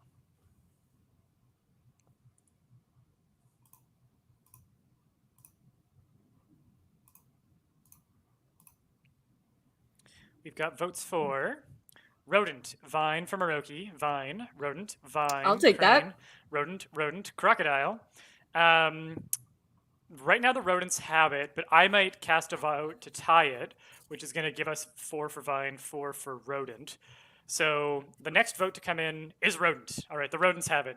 Sorry, Moroki. No. It's okay. Rodents are cute. I love rodents. Alrighty. This rodent, does it have a background where it caused the extinction of another creature? Oh, hold on. We had a last minute. We had a vote for. Someone changed their vote to vine. Oh, suddenly they come pouring in. Someone saying that it's a perfectly vine choice. Oh, I saw that. I saw that. Starting early. Okay. So, and I think we're going to start counting puns. I'll announce start your puns now so that we get them together in a tight cluster for discussion. Oh my god, it's gonna at the speed that some of these guys have warmed up for 2 hours. Yeah, that is true. I don't think they need more warm up time, but yeah, if you want to keep warming up in the chat, do it. But we'll officially open the season for throwing puns when we've finished the prompt here. So hold on to your best stuff. Stop creeping vine puns in. Love it. Okay, so sorry, I don't know why I tucked this. We hadn't decided yet. A background where they cause the extinction of another creature. A trait where the vines themselves have pincers or barbs. A trait where the vines have a hive mind. Or a trait where the vines have a skeletal body. I like all of these. So go ahead and vote for extinction, pincers or barbs, hive mind, or skeletal body. It's not great behavior to pun early. Oh man. Okay, people. All right, barb, hive Liquid vines. courage. Barbs, hive vines. Oh, I'm loving this. So we got 2 and 3 for hive mind, I think. All right, so let's go with hive mind. So these vines think collectively as a group. Am I like a social anomaly by being so unpunny? Like the way you guys all crack them, my brain does not think like that. There actually was a card game I remember my friends tried to play, and I think part of like the game is to make puns. And I lost that game. Like I was like bottom of the pack. I did so poorly because I just could not make my brain think that way. And I have no idea if it's because I'm ESL, because like or something, but it just really okay. Now I feel like shade is being thrown at me. It's a writer thing. I'm a writer. I just don't. Wow, shade is being thrown now. Wow. Okay, we're not friends anymore. I will actually say, what's his name? On Becoming a Novelist, John Gardner, who wrote the book On Becoming a Novelist, actually has like a tirade against puns in that book where he talks about how to become a novelist. How to become a novelist is like, I'd say if you're going to read it, don't take it as gospel. Take it as like one angry man's very strong opinions. It really reads like someone's grabbing you by the lapels and just yelling opinions about writing at you. So, take what you can use from that and leave behind what you don't want to. But his argument is that puns are an example of someone who is only listening for a place to insert themselves and is not listening in an earnest way. And I've had moments where I've caught myself doing this. And a friend of mine who I often will table at conventions with, Hussein Panju, who is a webcomic artist who does high comedic value, also a comedian. There are moments that we've both had where we're talking to each other and we can see the look come into the other one's eyes, which is this person has thought of a pun. They are no longer listening, and they are just going to wait for a moment. The person in front of them has vanished, and all they can see is an opportunity to cram a joke in or a pun in. All humanity has vanished, and at that point, we just yield the floor to that person to make the pun. And I think that John Gardner is observing something that's somewhat true about like, are you listening or are you just like waiting for your moment to like spike the volleyball in what should be a volley of conversation?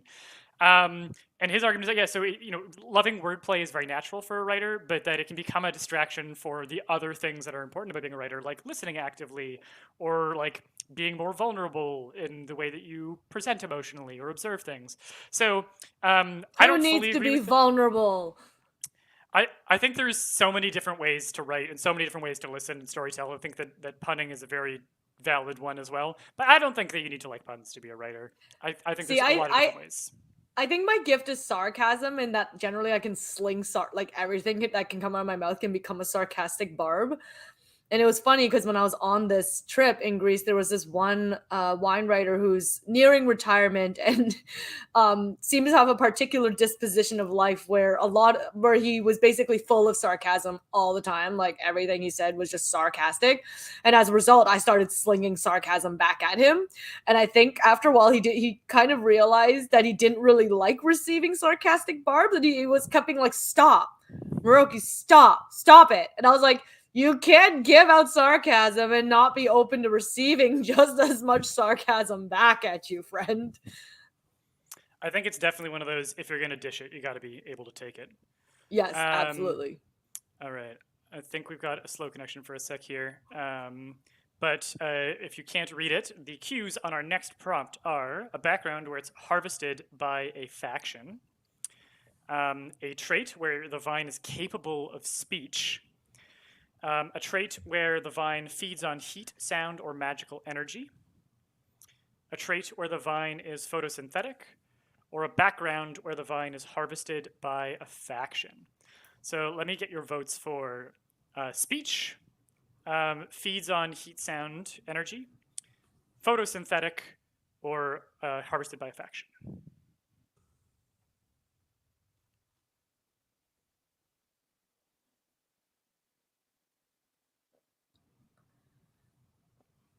So we've got votes for, yeah, I agree, this is a tough one. There's some really good stuff. This card came up in one of my demos. Actually, this card appears in the goal that we just unlocked. This card showed up in that prompt with the beetle. I did a beetle called the Spellcatcher Beetle who can absorb energy, and I had the idea for a some kind of reaction mechanic in Dungeons and Dragons where, as a reaction once per round, the beetle can basically counterspell, cancel a spell, and then gain 1d6 hit points per spell level of the spell canceled. So it can literally absorb a spell that's been cast within 60 feet of it, which I thought was a lot of fun. But I think speech would be really cool. I love talking plants. Plants. All right, speech, speech, speech, harvested, energy, harvested, speech, speech, harvested. Okay, I think the speeches have it. So we have a talking vine, heard it through the grapevine because it talked to me, with a hive mind trait. I feel like I need to like work on my strength for some of these. Your endurance for puns. Yes, I'm gonna keep my like frozen face. I'm gonna put on my judging puns face now. All right, here we go. Well, more fodder for the puns here. As a background, the vine, the speaking hive-minded vine, was used to construct a location. So it's a background. You can say vote for building location. A trait where it usually feeds on a specific type of object. So we'll draw an object, and that'll be what this vine dines on. A trait where it prefers sentient prey. So this hive-minded vine that's capable of speech will eat things. And a trait where the vine molts or sheds its skin. I like every single one of these. I love the creatures deck. Creatures deck, every one a banger, really. This is going to be a tough one. Okay, we've got votes for vine dining. Oh, or maybe that's just a vote for the pun. That's really good. Feeds on an object, sentient prey. Sentient prey. Yeah, there is something about sentient prey that does sound really good. Shed skin. These ones do not necessarily all need to have horror vibes, but a lot of them do have horror vibes in the context that we're seeing them right now. And I like that. All right, we have a lot of votes for sentient prey. Let's do sentient prey.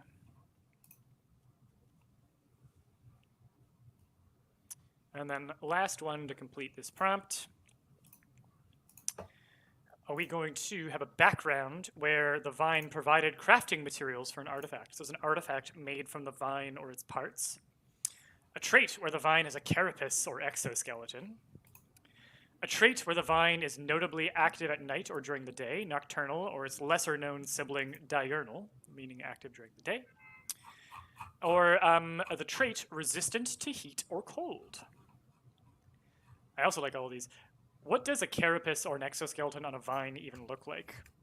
I agree with Johnny Zed. There's definitely a little shop of horrors feeling building here. I think these like sentient people eating vines, very little shop of horrors. All right, so what we have votes coming in. We have carapace or exoskeleton, active at night, material, nocturnal. Oh, thick bark is a great example of how you would interpret exoskeleton. I like that a lot. Nocturnal, exoskeleton, carapace, bone husk, exoskeleton. I think the exoskeletons have it. So there's going to be some kind of carapace or exoskeleton on this vine, which, yeah, I like the idea that it's bark. I can also I'm just imagining like an outer layer of like, I don't know why I'm seeing it as, you know how sometimes in the grocery store things will come with like a mesh around them, like fruits or vegetables will be like wrapped in like a kind of like a plastic mesh. I'm imagining almost like a layer of this like tendrily mesh growing along the surface of it to protect it. Um, but okay, so let's recap and then open season on puns, your best puns for our hive-minded vine. So the vines are sentient and they think. They are capable of speech. They might use this to lure in their sentient prey, and they have an exoskeleton on them to protect them. Go ahead and make the best and worst, puns that you can. And I'll take down our banner for a second because someone has asked us to reintroduce ourselves. So the woman who has joined me on this live stream is Miroki Tan, The woman. the CEO of the Story Engine and the director of the Lore Masters Deck project. And I'm Peter Czajkowski. I am sort of the creative in this duo. And I created the Story Engine deck, Deck of Worlds, and Lore Masters deck. And I'm an author and writer as well. Miroki is an MBA and a wine influencer. He has a background in the performing arts and a variety of creative experiences in her repertoire. And that's who we are. And in case you're joining us, this is the Wrap Party live stream for the Lore Masters deck. It's also your last chance to back the Lore Masters deck on BackerKit at storyenginedeck.com/lore. And right now, you have reached the portion of the evening where we are asking people to jump into the comments and send us their stinkiest, worst puns about this hive-minded vine that is capable of speech, that lures in sentient prey, and that has a carapace or exoskeleton. The thick bark is not as bad as its bite. Love it. I love it. We didn't choose the pincer's barbs, but I'm definitely imagining that this thing has some kind of way of attacking and eating the sentient prey. So I love that. Captain Nolan, yeah, the hive mind's thick bark is not as bad as its bite. Vinyl recordings. This maybe is the way that it uses speech to lure people in, to lure in those sentient prey. Also part of Miroki's CV is playing Nom in our Dungeons and Dragons one-shot, The Heart of Sky Crown Glacier. I need to add that to my LinkedIn. The town gossip comes for Beyond the Hive Vine Mesh. The renowned scientist said, it's a vine conundrum, but hive seen worst. Oh boy! Ooh, that one hurt me. Despite eating sentient beings, their bark is far worse than their bite. Oh my These vines are very dangerous. Fortunately, if you can get past their exoskeleton to tickle them, they become vulnerable. How many tickles do you need to defeat these nasty vines? 10. 10 tickles. Love it.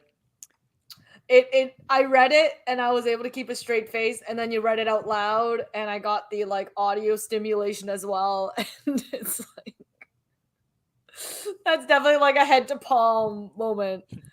The vine's prey is crying and says, don't cry, you need a thicker skin. Local Maple, who I'll point out, has a tree in their name. Miroki's sense of humor is so wooden that sentient eating vines took one glance at her and moved on.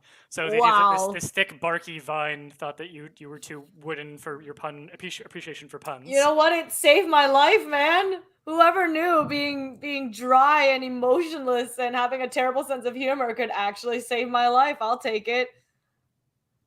I feel like that was actually in like some sort of movie or book before where you like bored someone to death or something. I don't know. I might have. Some people are coming up with these like huge, long. Its speech is not its only barbs. I love. I actually don't get the reference here, so David, you'll have to explain this one in the chat for us. The Ratlin Bog Vine, not one that I get, so someone will need to walk me through that one. The speaking vine is always expressing sour grapes. Gosh, these are good, and they're also not stopping.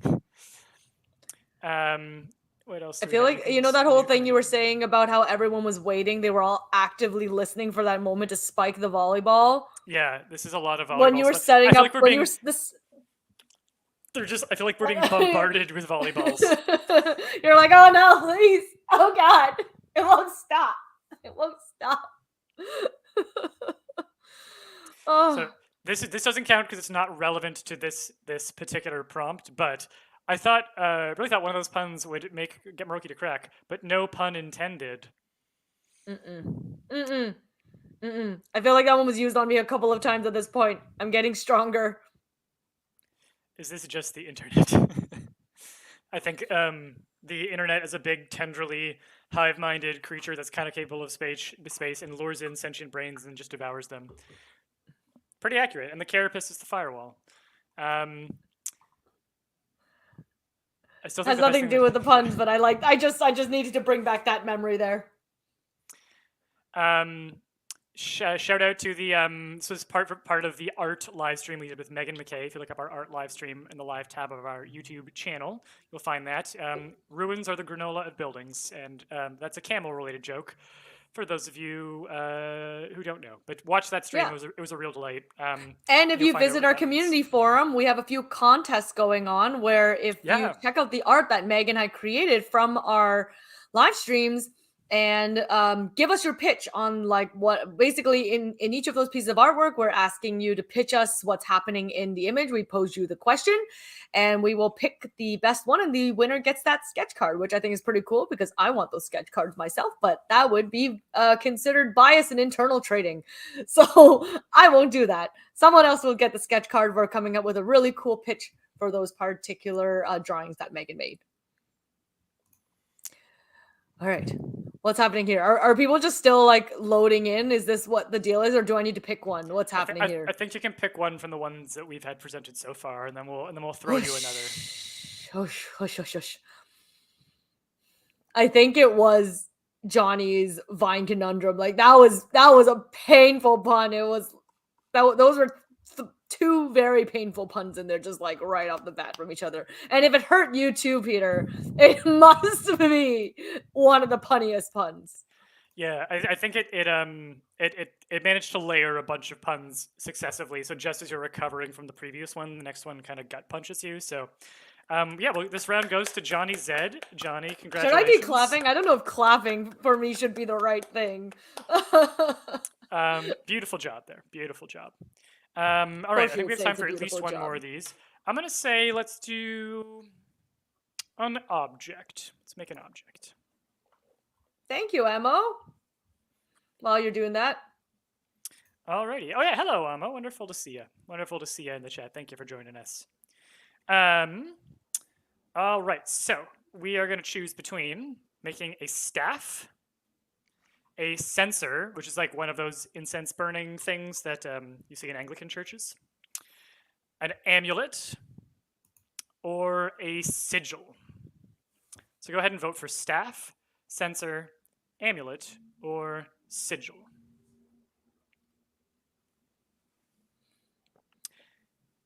And actually, I'll mention Amo, by the way, is one of the reasons that our decks have come out so beautiful. We've worked with her extensively on the print side, and she's had lots of production feedback and production suggestions that have made so many of our products come out so beautifully. So huge shout out to Amo. True. I think she's literally shouted out in all of our credits in the guidebooks too for the contributions that she's made to making our project so wonderful. Yes. Without Amo being the amazing project manager that she is on the manufacturing side, our project could not be. Projects couldn't have come to fruition with the efficiency and the quality that he has. So thank you, Amo, for everything you've done for us, and hopefully will continue to do with us down the line. Did people vote? We have tons of votes. So Maroki, I need you to count the amulets on your fingers because I'm going to run out of fingers here. All right. Staff, sigil, staff, amulet, staff is too easy. Go for sigil. Amulet, sigil, and sigil. So I think the sigils have it by 1. Yeah, I have 4. Sorry, I couldn't tell. I have 5 for sigil. Right. Okay. So a sigil is a symbol or an icon. So I think this is actually a great time to pull out the emblems deck. I think this is what it's made for, baby. And I'm going to look up the exact definition of a sigil because I'm curious to know if it, as a default, is known for taking a particular form. So it is the pictorial signature of a deity or spirit, and often is physically presented as a seal. So it might be a seal or a signet or something like that it actually gets presented in. So let's go ahead with sigil and let's draw an emblem card. All right. Are we going to make a sigil that is 2 hands holding what looks like a flower or a disc of some kind? Is it going to be what looks like an abstract stylized landscape of hills and water and a sunset? Is it going to be, oh yeah, this card came up in a previous one. This one I see is looking either like like a March Madness type showdown between like the teams that end up on a leaderboard, elimination style, or also it's got a vaguely Navajo, almost a like woven style, or perhaps like a textile pattern of some kind. And then we have a glyph that could be, if you look at it in this orientation, a drunk snowman falling over. We have a little octopus squid cephalopod. We have a mortar and pestle, or that could be a cannon. We have what we called last time the Beyblade. Also could be a spiral. And then we have what looks like an and symbol, or perhaps some kind of like wizard scroll swoop. So votes please for flower disc, landscape, elimination bracket, drunk snowman. No, just losing to the drunk snowman. I have a feeling that a local maple. I could be misinterpreting your saying here, but I think they're saying that they're losing to the drunk snowman because it's a drunk snowman. It's making me crack up before all their puns are. Oh yeah, I think that might be. Well, a challenger has appeared to take down the drunk snowman, and that challenger is a little cephalopod creature, you can call it a squid or an octopus. Mortar and pestle, Beyblade, or wizard and let's count those votes. All right, we have got org chart. People are calling it an org chart. Family tree. Robbie the robot. Who is Robbie the robot? Who are we interpreting as Robbie the robot? I thought the robot might be your org chart, because I actually was going to say from far away it has like robot energy to me. Oh yeah, I can see it being a little Wall-E type creature. The rectangle. That was actually what I first saw. Flowchart, drunk snowman. Well, now we have to vote for the drunk snowman. Mortar pestle, Beyblade, vortex spiral, flower disc, snowman, squid, Beyblade, elimination bracket, cephalopod, Beyblade, drunk snowman, squid, octopus, pestle. What can you do with a drunk snowman early in the morning? I love us doing a little snowman. What can you do with a drunken snowman? What do you do What can you do with a drunken snowman early in the morning? I love it, and I think let's do drunk snowman. I don't know if they have the votes, but I think there's a just enough that I think we can justify fudging it. We sang a song about it. We must have the drunken snowman. All right, let's do it. And now some more traits for our drunken snowman sigil. So this is some kind of seal, or perhaps a signet ring. Does it have a background where it's kept in a specific location? A background where it's linked to numerous predictions or prophecies. A trait where it affects the speed of something, it has speed affecting properties. Or a trait where it's weak against a specific material, so this seal can perhaps be shattered or dissolved by a specific material. And yeah, Johnny Zed did indeed get us singing. So yeah, feel free to pitch us parody lyrics and anything that we think we can get away with from a copyright perspective, we'll give it a go. They say parody doesn't infringe on copyright. I don't think YouTube actually cares about people's copyright rights. I think they're just very like, copyright strike, well, unless that person wants to get a lawyer, we're taking it down. Good old YouTube. All right, so we've got speed, weak against melting, weak to sober snowman. Speed again, speed, weak, speed. Let's go with both. Let's do a corner tech. That was a really close one. So this sigil of the drunken snowman, and the other thing that it could be is this could be, rather than like one specific seal, this could be like an arcane rune that anything it's inscribed on takes on these properties. So it's almost like this becomes a spell rather than an object, or it's a reproducible seal. So it affects the speed of something. Perhaps it imbues it with all the speed of a drunken snowman, which is to say you can move faster but not more coordinately. And weak all against the a specific speed. material. So we're going to draw 2 material cards and figure out which material we're weak against. Okay. So Weak against salt, which I think does cause things to melt. Yes, it does. Weak against gold. Weak against cables. Weak against some kind of polish. So every time you polish the seal, it actually like evaporates or something. Weak against jelly. Weak against pearl. Weak against brick, which I think is true for most like clay tablets or seals or runes or whatever. I think a brick will usually do it. Weak against explosives. This is kind of like how like when they talk about superhero weaknesses, like Batman is weak against explosives and knives and guns, poisons, expired food, falling. He's weak against vacuums and low oxygen environments. Yeah, and then jelly and pearl. So I kind of want to just go to salt here. I think the salt is really funny. I like the idea that this drunken snowman, as like a joke or something, this drunken snowman deity created or like gave to humanity this rune that would imbue them with its powers, and so you can become as fast and uncoordinated as a drunken snowman, but it also makes you weak against road salt. And then they're like stumbling more because they're trying to keep their feet off the ground. It's like how when dogs like walk out in the winter and they're like, they don't want to wear their little booties, but they really do not like touching the road salt either. Yeah, we have that challenge for sure. One of the nice things about the year and a half, 2 years I lived on the West Coast was so much less road salt, so it's just so much easier to do walking because the snow is less stayed on the ground for less long. Pull out his arms and push him over. Pull out his arms and push him over. Pull out his arms and push him over. Early in the morning. I think we're gonna have to do it as a round because I think that it'll only ever be in sync for one of us because I think our feeds will almost certainly be just slightly out of sync. I'm curious to know what the audience is hearing now. I tried to like line up once you started going, but who knows? Maybe it just sounds like we're insane and truly are drunk while singing this because it's like overlapping voices just like smashing into each other. Well, yeah, and I assume that I hear myself in real time, and I hear you probably on like just a few milliseconds of delay, but enough that I notice that every time one of us stops and resets and tries to get in time, the other person is probably then in their own experience a few seconds off. Delightfully out of sync. There we go. All right, so I think we had votes for salt and explosive, and I kind of like the idea that whatever road salt they use in this world is like a mild explosive. So if you light it on fire, it does kaboom. Yeah.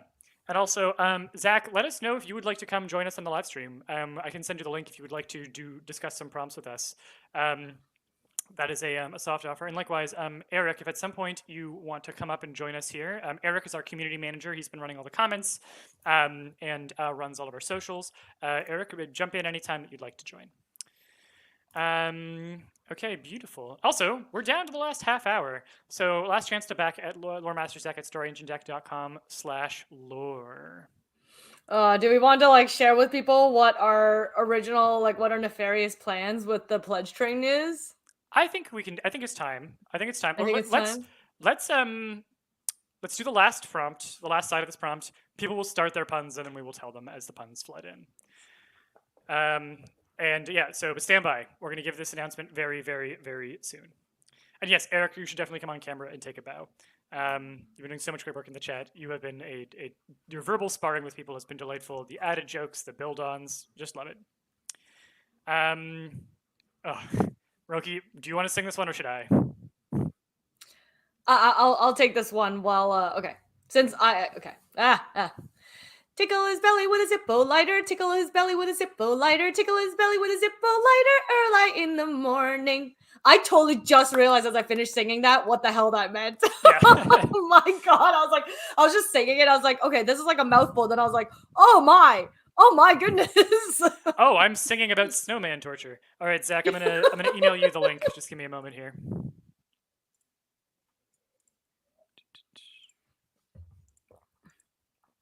Also, while you're doing that, I did see a question come in earlier that I was holding off, but I figured I'd acknowledge it if I scrolled up and found it.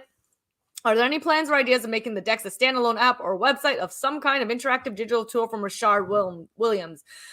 Great question, Richard, and we actually have it on our docket to address it on this live. However, I think we've gotten like way off the rails as we assumed we would. for for this live stream because we're just having too much dang fun. We had all these things that we were going to discuss, and now we're too busy just blasting me with puns. But it's something that we want to chat about, similar to Teresa's comment earlier about lesson plans. We want to talk a little bit about the educator decks and what we do. Yeah, just hang on tight. We'll definitely want to address that as we get closer to the end of the campaign. All right, so let's order of operations here. We're going to do the last prompt. We're going to announce our little pledge train shenanigans, and then we'll talk about the app question, because that's actually literally in our itinerary, because we know we've had a lot of questions about it. So, our sigil of the Drunken Snowman that gives and imbues you with the power of a Drunken Snowman, which is to say you are fast but uncoordinated, you are weak against road salt, and road salt in this world is mildly explosive. What is the final trait we're going to apply here? We'll have a background where it spent years in the keeping of a faction. A background where a notable figure uses this Drunken Snowman. I'm now imagining a Jackie Chan style character. So if you've not seen Jackie Chan's Drunken Master films, these were the ones that really brought him to prominence as an actor and martial artist in China. Brilliant movies, and some incredible martial arts. And I'm imagining him as like the Drunken Snowman, imbued with the power of the Drunken Snowman god. He also, I think, again brought back a number of Drunken Master forms in what was not a very good movie, Forbidden Kingdom, but did have some great martial arts and brought him into scenes with Jet Li, which is just always a pleasure to see.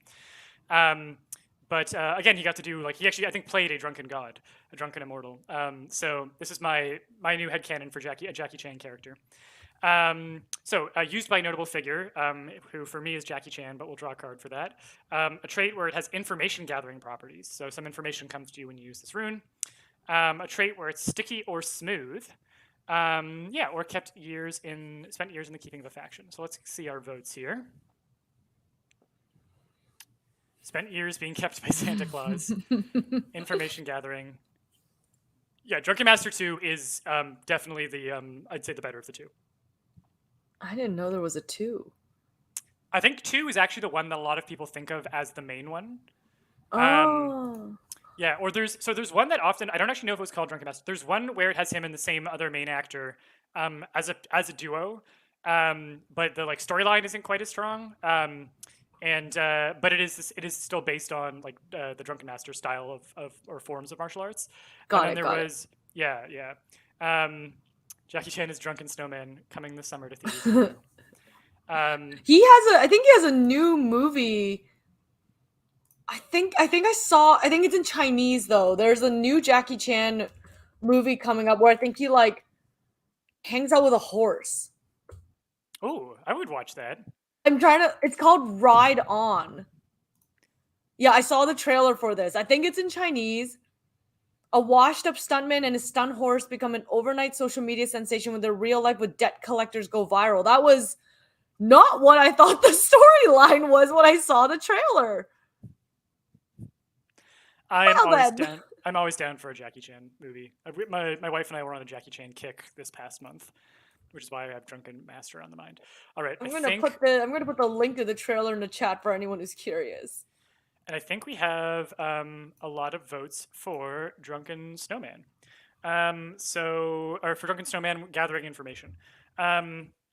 So let's go ahead with information gathering properties. I'm curious to know what that's going to mean. You know what? Maybe you instantly become able to tell the temperature to the degree when you have activated the rune of the Drunken Snowman, because it's something that you need to be very aware of.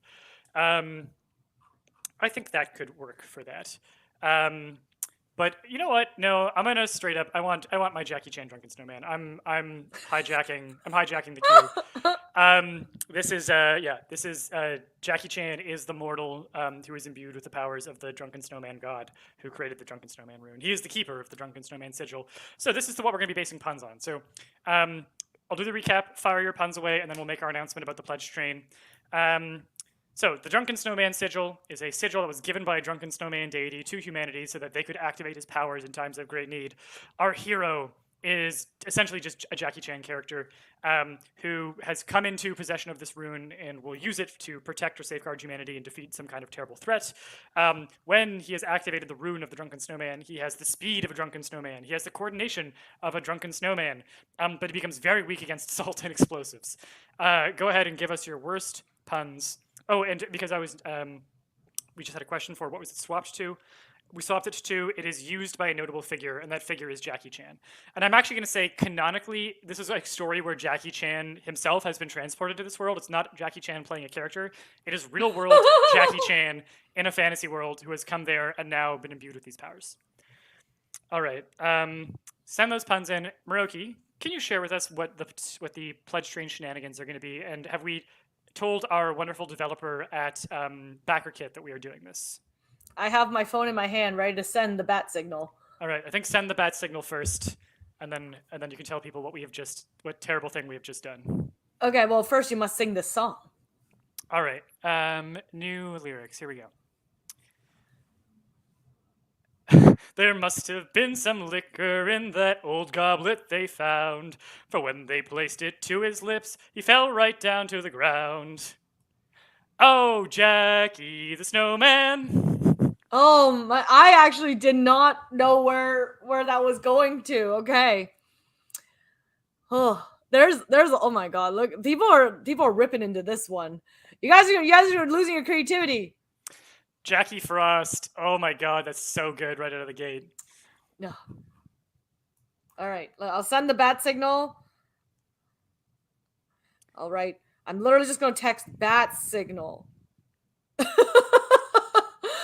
All right. And also, I'm going to bring up Zach to join us. Boop. Here we go.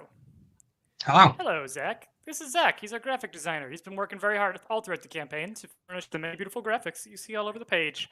Zach, welcome to the stream. Thank you. You're coming in at a time of a big announcement where we won't have a chance to tap in and talk to you quite yet.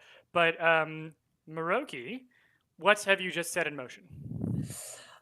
See, the weirdest part is I still don't actually know what I've quite unleashed. However, I will announce it, and if the chat has other ideas of how we could adjust this particular announcement or what shenanigans we can do with this announcement, we'll keep going. So, we have unleashed what we're going to call the campaign extension pledge train monstrosity, which if the pledge train keeps going past midnight, we will extend the campaign for as long as the pledge train keeps going. So essentially, if like at 11:59 or whatever, there's still a pledge train going, and it says, the pledge train, obviously it's in 10-minute intervals. We will push past midnight and keep running it till the pledge train runs out. And if the pledge train continues, we will tack on another one on top of that.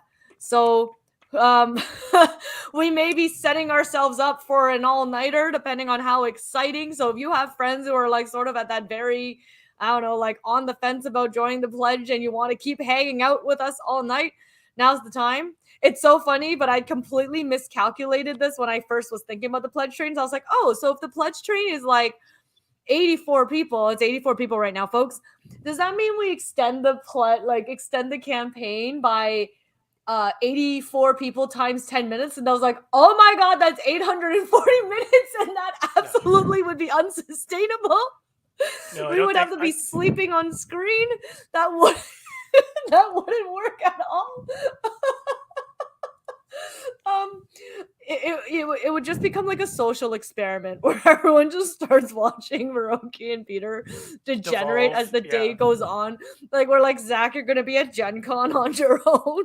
We'll see you on the other side. A bit too much like last year. Oh yeah, last year I had a wedding for the first 2 days of Gen Con and also all the setup days, so Zach had to go and set up the entire booth by himself. And with very little knowledge on how to do so.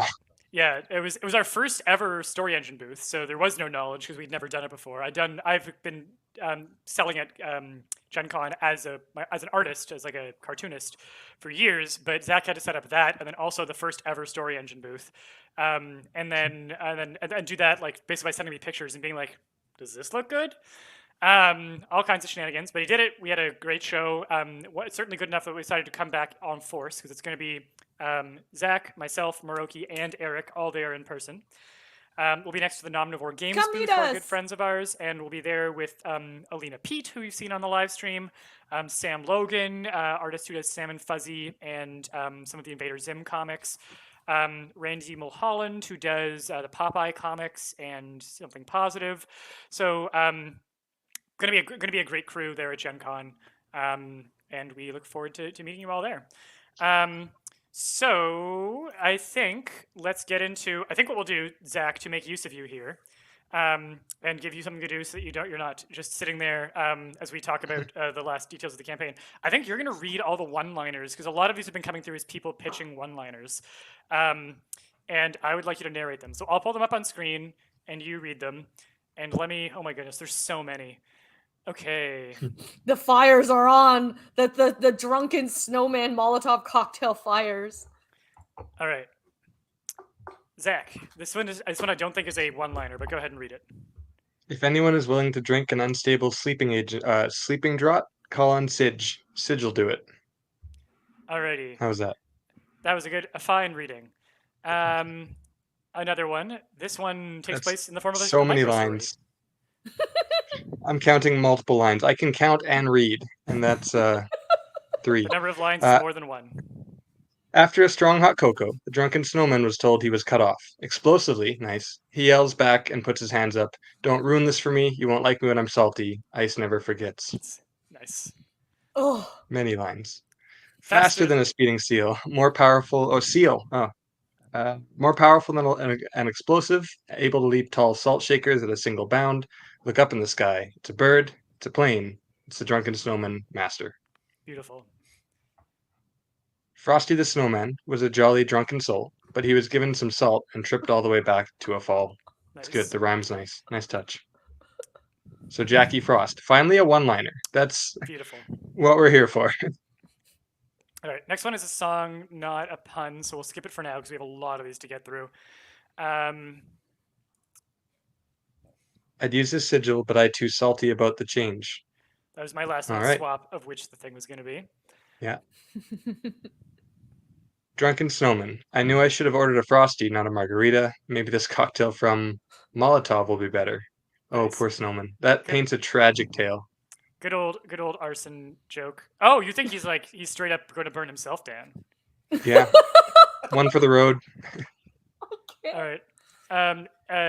We'll pick one from Eric, and I think it'll be one of the later ones. Eric's pitching classic action movie one-liners here. Nobody knows when the sigil went out, but it was used with great effect by Jackie Weather Chan up until he was assaulted by explosive singing. I think we all were tonight. Nice to meet you. Again, another one-liner. That's 2 if we're counting. I can count still. Okay, chill out as gold, like yellow snow gold. And that's a reference to Mixing underlying her. reference from Eric. All right, we've got.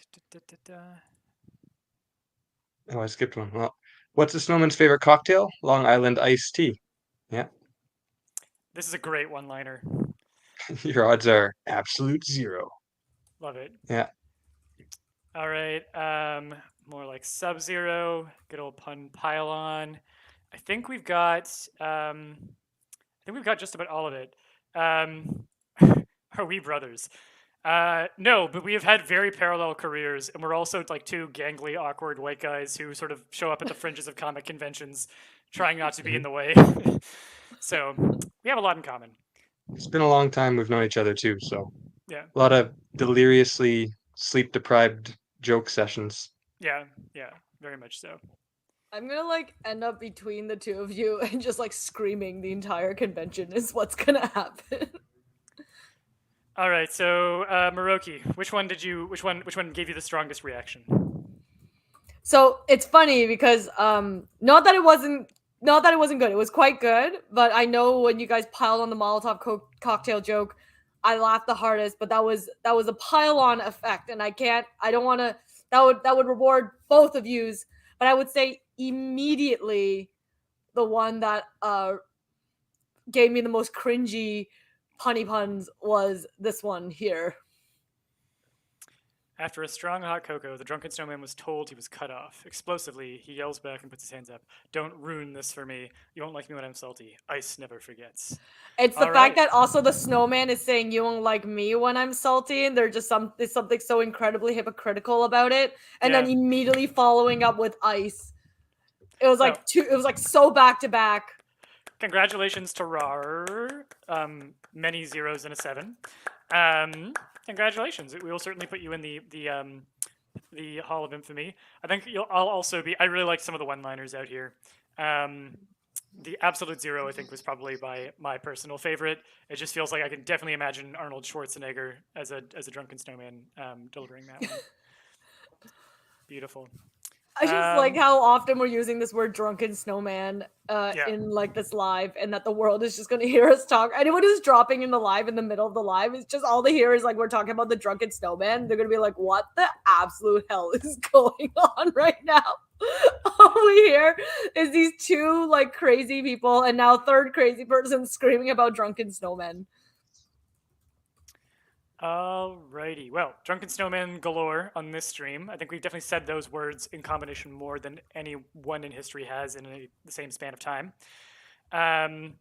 And we are at 18 minutes to the original sort of end run of this. I think we'll go a little past 12:30. I myself will physically deteriorate if I go past what is going to be 1:30 my time, 12:30 Eastern. So I think we'll start wrapping the stream up around them regardless. But I think we should still do a countdown to midnight anyway, because I think it would just be fun. Yes. And I guess the thing I never threw to the chat was just because I almost feel like I don't want to leave in the dust all the work that this current pledge train is going right now. We have 87 people on the pledge train. So I was trying to decide whether we would be kind and immediately grant 10 minutes right off the top of the bat of an extension. And then if we extend past those 10 minutes, then we'll like keep going for the pledge train. Or am I being too generous? We could do an extra 10 minutes. That also, in case our developer. So by the way, thank you to Mackenzie at BackerKit who set up this little experiment with the pledge train extendo magic,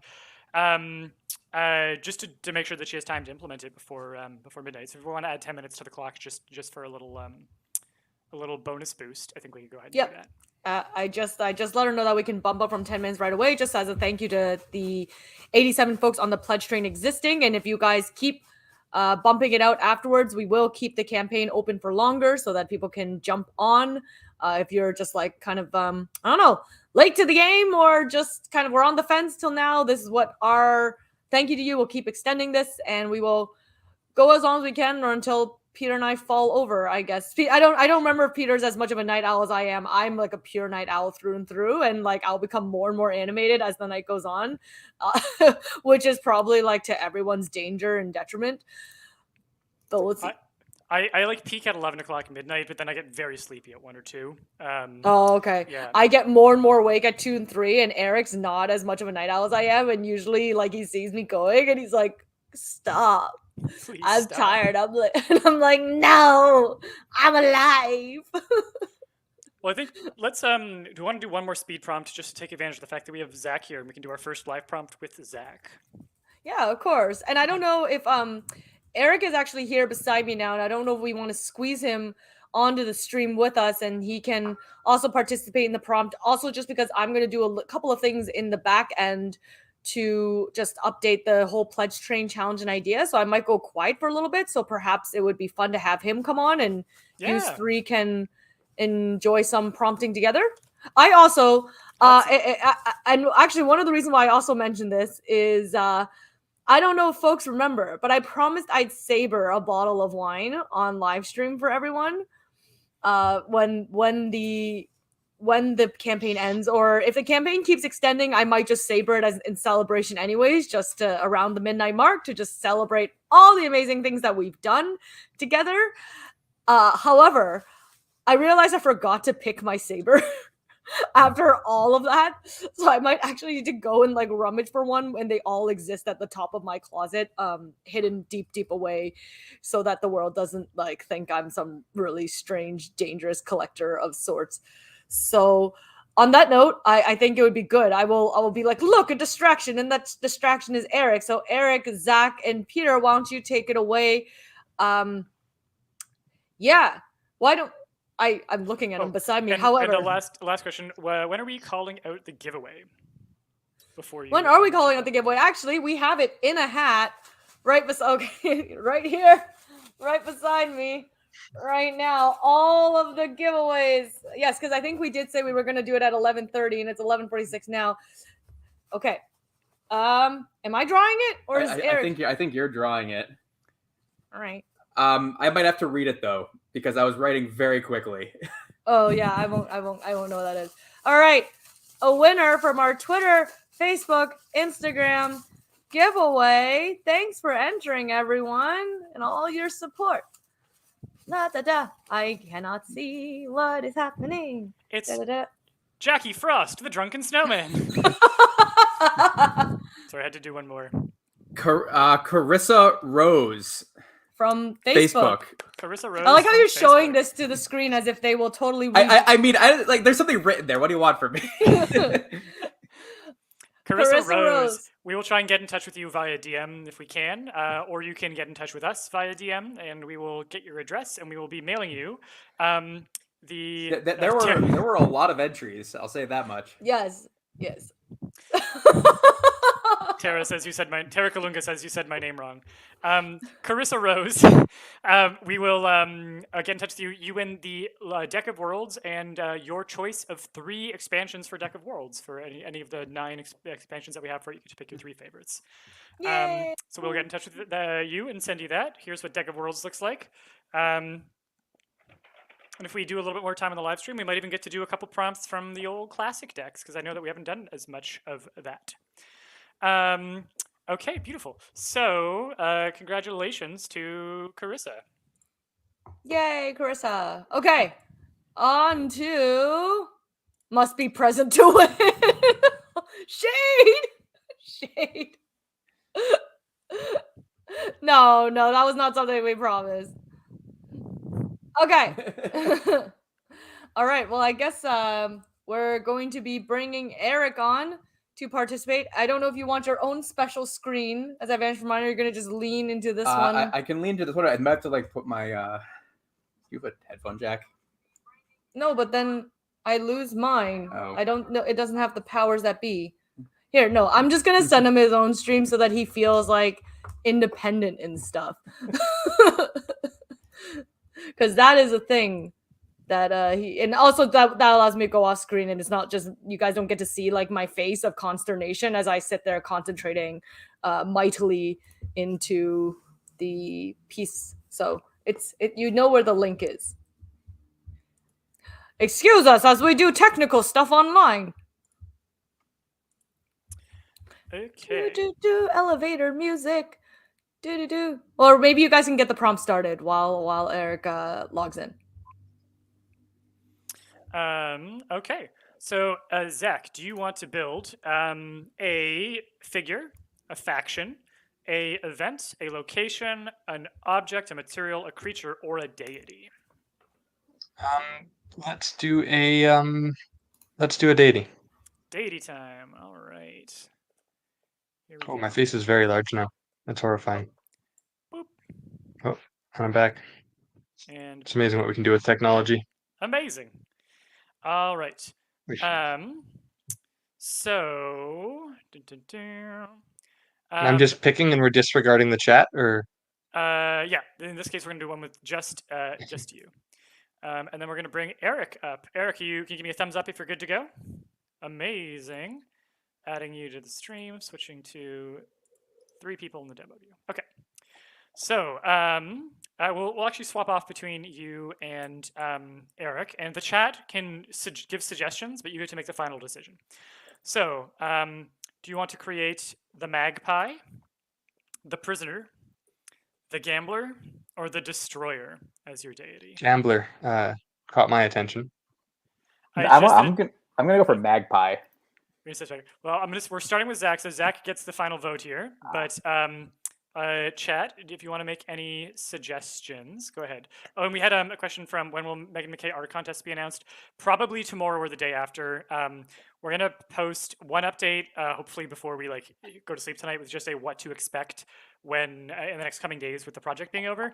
And then we'll probably do one to spend more time so that we're not reviewing the final submissions like live right now on stream. We want to have like at least a day to do that and get back to you on our favorites. So we will probably announce that over the weekend or Monday or something like that. All right. We are having some. I love a good deity to die hard. Love it. Absolutely love it. That feels like a very destroyer kind of line. But we have a vote for Gambler. So I think, Zach, you will go with your Gambler choice here. And now let's use the namesake expansion. Let's give this deity a nickname. Okay, so this is going to be you, Eric. Our Gambler. Are they the Fateful Gambler? The Gambler of Second Chances? The Blending Gambler? I think I am frozen for a moment, so I'm going to give my internet a second to... There we go. I can Back. still hear you, but Okay. Well, the Wispy Gambler, the Naked Gambler, the Crimson Gambler, the Rustic Gambler, or the Sparking Gambler? there are some great choices Chat, let us on know what here. you like here. The Naked Gambler is perfect for the gambler who doesn't win very often. Yeah. It's Especially literally if they the shirt constantly off your play, like, back at that strip point. Games. Yeah, yeah. I will say I kind of also just love especially for a deity, the Gambler of Second Chances. I kind of like this god. You're making a bargain with this god. Where it's like if something goes wrong, you can pray to this god. You might get another chance, but it might come with some bad consequences. A gambler who gets second chances really increases his odds to win. Yeah, it's true. But yeah, those are the two that jump out at me. Alrighty. Can we corner tuck that? No, we cannot. They're on opposite sides. All right. So then, do you want to go by chat vote, or do you want to? I'm okay with chat vote here. Okay, so we'll go by the chat vote. And what I'm going to do, I'll read the next set of ones, and then I'm going to take a little break and bring Moroki back in so that I can go get my bottle of bubbly to open in 7 minutes. So, okay, let's count here. We have second chances changed to naked, so that's one for naked. The naked guy never has anything up his sleeves, which I like. Oh, that is really good too. Gambler second. You know what? Let's go with the naked gambler, but maybe gambler second chances, or maybe second chances is part of their storyline. We can hold on to that and still use that somehow. But I think the nakeds have it. Oh no, a lot of second chances came in. Okay, we're gonna do second chances, but I like the idea that I like the idea that the gambler, like, maybe his second chances move is he bets his last bet is always he bets the shirt off his back to try and make back what he lost. And that's his power move, and that's usually when he wins. Like, he never loses when he bets his shirt, or she bets her shirt. I think that'll be a fun one. Okay, so where are my deity cards? Here we go. All right. Did our naked gambler second chances? Did they intercede in a specific event? Did they, as an agenda, do they want to destroy, banish, or imprison all other gods? Do they have their domain as a species of creature? Or do they have a trait where they are associated with a particular material? I like material or specific event, but I'm happy to leave that to chat. I also Those guys are doing good work. Material. I like material a lot here, especially... There's a lot of, especially for a naked gambler. I know he's not naked anymore, but there's a lot of ways that you could gamble with things involving materials, or the game that they play involves a material. There's a lot of directions to go there that I like. I'm seeing a lot of votes for material here. So let's go ahead and do material. And if we get a lot of votes for either domain, species, or interceded an event, we can corner check, but for now let's go with material. And Where's our material cards? Here we go. Alrighty. So, is there traits that they're associated with the material of broth, fur, mortar, fuel, milk? I love the idea of a gambler who, like, in a whiskey bar pulls up and like everyone's drinking like 80 proof, send you blind moonshine, and he's just got his like little glass of milk. There's something about that image that I find really fun. With a pigment, with crystal, or with foam. You could corner tuck foam and milk, and then you've got basically he's just drinking a cappuccino. Yeah, Oh, I can't yeah, picture a better outcome than that. yeah. All right, let's do it. That's hard to top. Chad, I think we jumped the gun here, and I think you're gonna have to just accept that because a little cappuccino sipping gambler, second chances, who like saves that last sip for when he's about to pull his shirt move. I love it. I love it. All right. And I think there's so much material here that I think while Moroki's gone, I'm going to say that we will be doing one more pun contest about this one. So start thinking of your puns. Don't make them yet. Start thinking of your puns. And I think because Moroki can't hear us right now, or I hope she can't hear us right now, don't tell her that this is going to happen. We will. Okay, what's the code word? Eric, I need you to say a code word that's going to be the word that everyone send in your puns when you say that. She might still have her headphones in. All right. Well, Moroki, pretend you don't hear us because this is fun for us. Eric, what's our code word that that you're going to say, and then everyone unleashes their puns? Oh God. Intended. Intended. Okay. So you say that word when everyone should unleash. I may not be here. I may be grabbing my bubbly. 3 minutes to midnight, by the way. Okay. So here we go. Another deity. This one, another deity prompt. This one's going to be for Eric. A background where this deity created a creature. An agenda where they are going to raise up a new prophet or champion. A domain where their domain is crime, transgression, or excess. And then a trait where they keep trying to end the world. I like raise up a prophet or champion. A gambling god definitely what wants to elevate a kindred spirit, if you will. I have a pitch for you for who this could be. We'll need to draw a card, but I like the idea. Whoever this person was, what's happening is that this god is just trying to get them to be their private barista. So it's like they're telling them like, oh no, you're gonna be like the new like prophet of gambling. You're gonna be the prophet of luck. But like first, would you mind making me another cappuccino? I really like, and like basically what they've done is tried to string someone along as an intern. And they can always get that perfect little leaf design in the foam, like that Instagram worthy. They can draw everything in the coffee foam. And Moroki, I'm gonna bring you on. I'm gonna vanish backstage for 1 second. I'm gonna go grab bubbly because I think we're about to hit midnight and I don't want to miss it. So hold on, Moroki, you are up. I have no idea what happened. We're making a prompt, and I'm now getting a very strange delay and hearing myself on your microphone. Okay, what you should do is probably exit. And we'll. Yeah, we're all getting the echo now, I think. I know, we're doing like crazy shit. Okay. Hopefully that the consolidation begins. There you go. This should hopefully be better for everyone involved, for both of us and for the peoples.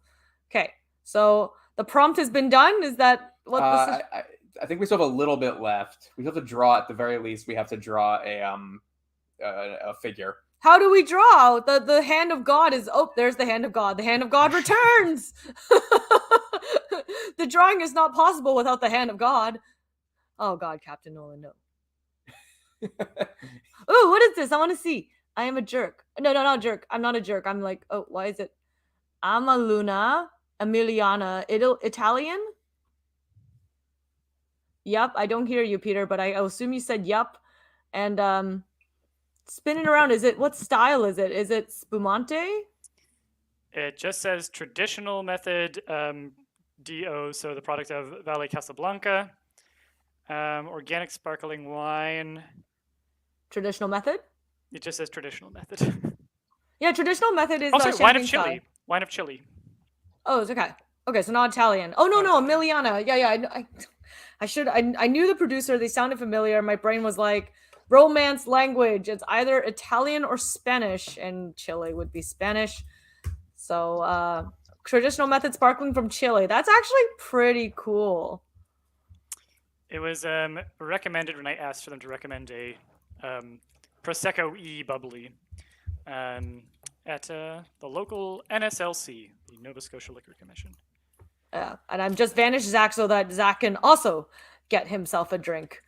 Yeah, traditional method, for those of you who are going to get a little bit of wine nerdery, is made the same style as they do in Champagne, but you can only call it Champagne in Champagne, France. So there you have it. We hit midnight, folks, and the pledge train is still going. So yeah, keep the pledge train going if you folks want the campaign to be extended just a little bit longer. I was trying to write that in Thingy Bob, but I failed spectacularly. But I guess as we hit midnight and roll into the extendee part of the campaign. Is Zach back? Should we bring him back on? I've been calling this the bonus round. Bonus round. Or overtime. Take your pick, I guess. Pop. Nice close. It was one of those moments where I was like, the steam coming out. It was one of those moments where I was like, should I tell Peter that the proper way to open sparkling is to make as little as fizz as possible? You failed a stealth check. That's such a great way to fail a stealth check. The party is creeping along into the bandit encampment, step by step, avoiding the twigs they might snap, avoiding the leaves. And then at the last minute, like, the rogue, who's like an absolute lush, is like, pop, on like a bottle, and everyone like turns around, horrified. This is definitely worse than like Nom's chain mail. It's my chain mail passed what all the looks like an checks. extraordinarily nice wine, but this is actually a very, very cheap beer in my fanciest cup from IKEA. Ooh, I appreciate that. Well, I cheers, appreciate everyone. That. Cheers. I don't have sparkling yet, but I guess I'm supposed to savor something. However, we're supposed to wrap up this lore prompt so that people are... What? I didn't hear at all that people were going to bombard me with some really painful puns against my will. Did not sign up for this. And meanwhile, the pledge train keeps going. So as long as the pledge train keeps going, so will the project. It has already been extended another 4 minutes. Thanks to all of you keeping the pledge train going. All right, Zach, this is going to come at you. All right. A background where they created or imbued themselves into a powerful object. A agenda where they want to populate or overrun the world with a creature. A domain of forgotten, forbidden, or abandoned things. A trait where they love pranks or jokes. Or back to our first, created or imbued themselves into a powerful object. So chat, you can sway Zach's decision by voting for object, creature, forgotten, or pranks, jokes. I need a lot of votes to steer me away from pranks. I'm gonna be honest. It's gonna take a lot of you. All right. Well, that's the challenge to the chat. Powerful object. Flip my coin. The god of luck imbuing their powers. That's pretty good. Is pretty solid. But we have votes for jokes. We have votes for loves puns. All right. I think that we should go with loves, pranks, or jokes, because that choice is the one that Zach intended. Everybody, unleash your puns! You just said your own code word. Yeah, I know. Now that I've done that and ruined the surprise, I'm going to go ahead and go backstage. I would like to pour a glass of bubbly for my wife, who has basically been a crowdfunding widow. I've been in this room ignoring her for 30 days. And I'm going to give her a smooch and pour her some bubbly. So I will be right back. She should poke her head in and say hi. Oh, there he goes. He ran away super quick. It was like, I'm out. Got to make sure she still feels loved. What he really should do is just loop her in to start working for Story Engine and Lore Master's tech. The She way probably I doesn't hear enough about it. Yeah, the way I manipulated or tricked, I mean, like, gently asked Eric to join us. Hey, my sister did some accounting work for Peter a while back too. I think we all Oh, they're still embroil our doing it. loved ones. Well, Oh, jeez. yeah, Janessa. I don't. It's not straight up accounting, but they're still handling some of our back end logistics and stuff. So, Sweet. We all embroil our loved ones in this sordid affair. family business. Considering that apparently you and Peter are straight up brothers at this point. Yeah, how'd they know? That's crazy. Yeah, it's all secret. Oh god. Okay, I'm scrolling up. I'm beginning to prepare myself. I'm assuming someone's going to be reading these, either you and Eric and Peter, just throwing it all. Actually, from what I'm seeing, it seems pretty gentle. I don't see too much. Oh no, Yeah, let's put Matthews on screen. Wait, okay. Which one? This one? That one. He All was frothing mad after his first loss, and his family wanted him not to play again, but he wouldn't rule it out. No. Okay, and then there's this one. That's good stuff. The gambling god became a millionaire. That's so terrible. I'm getting weaker.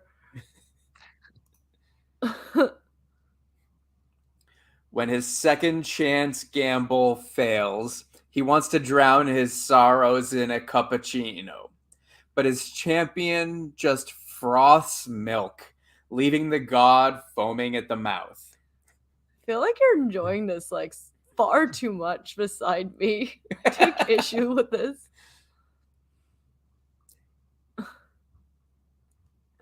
Why did you not say this last one? Anyone else foaming at the milk for this launch? Boom, boom. Did I miss any? I don't think so. Peter, did I miss any we threw? Oh. I bet you thought we couldn't milk this pun thing for more. Well, keep your clothes on for a change. I feel like that was the first one that brought up the nudity. I think technically he's not naked. It's just kind of a lingering thing that was a possibility. I have one. Oh, wow. Canadian coffee chain joke right there. Second chance. Sorry, I meant second cup. Mine is, so this gambler showed up to the whiskey bar drinking a glass of milk. How dare he? Oh! That's why he's in charge, everybody. Legend, I hope you're not lactose intolerant because this next word is dairy. Oh my god. I don't know if I want to hang out at Gen Con with you guys anymore. Actually, so far Zach's been very polite and not done I've been on anything good to hurt behavior. me. Yeah. For now.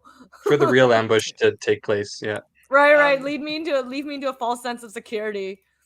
Of the very many strange corners of my creative career, possibly the strangest little cul-de-sac was my time on Twitter as Dad Joe Consolo. I don't know if anyone after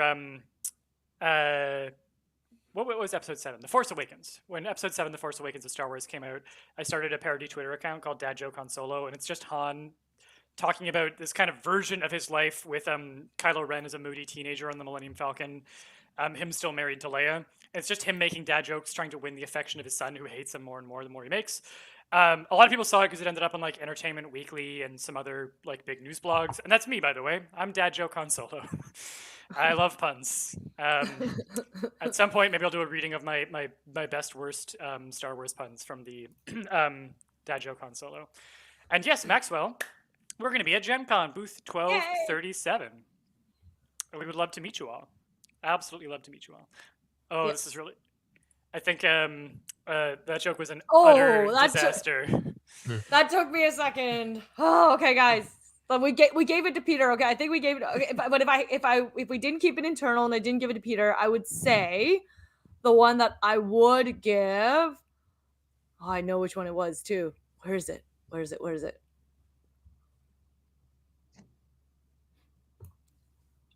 I think it was this one.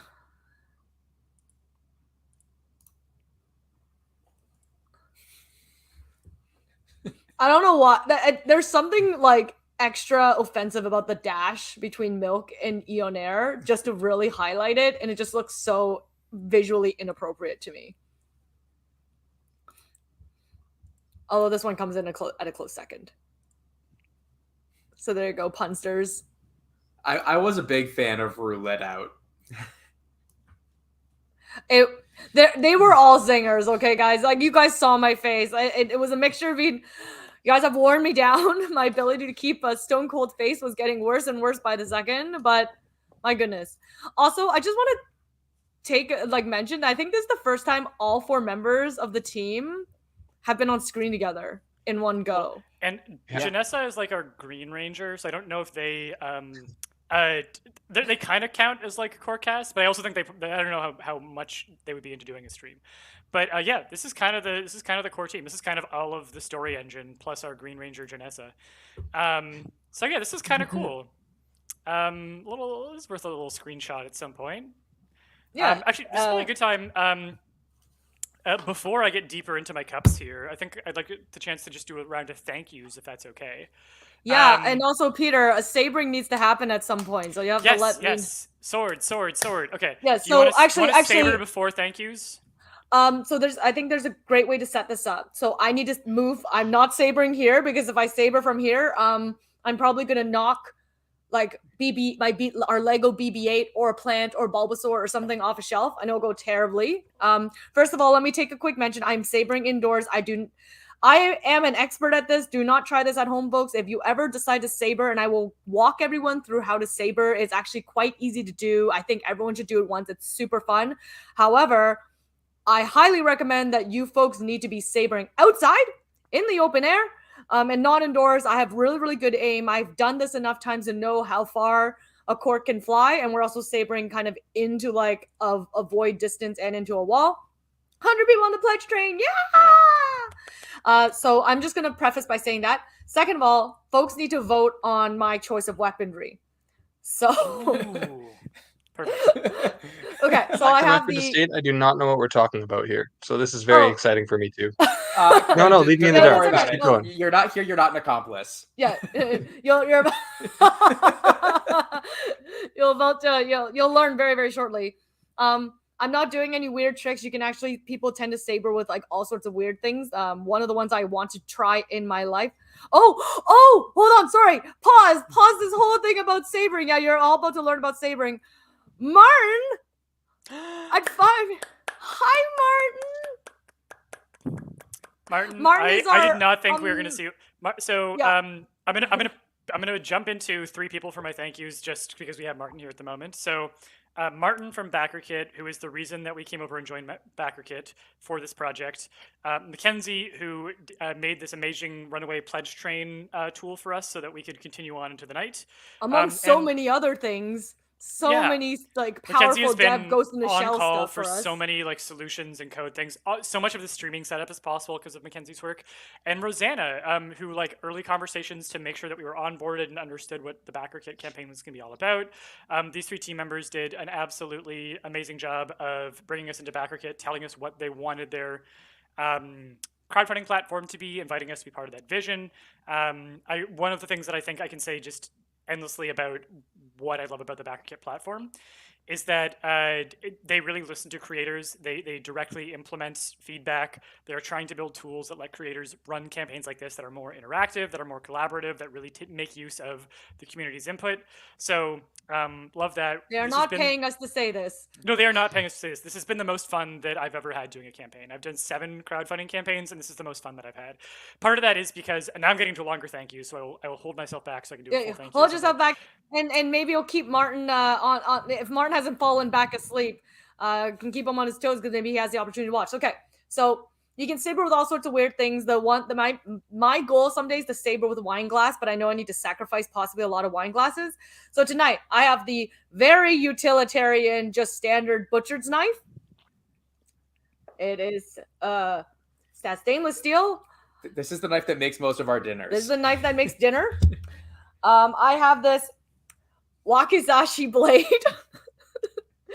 Okay. So Japanese samurai style, the short blade that a samurai uses when they have two.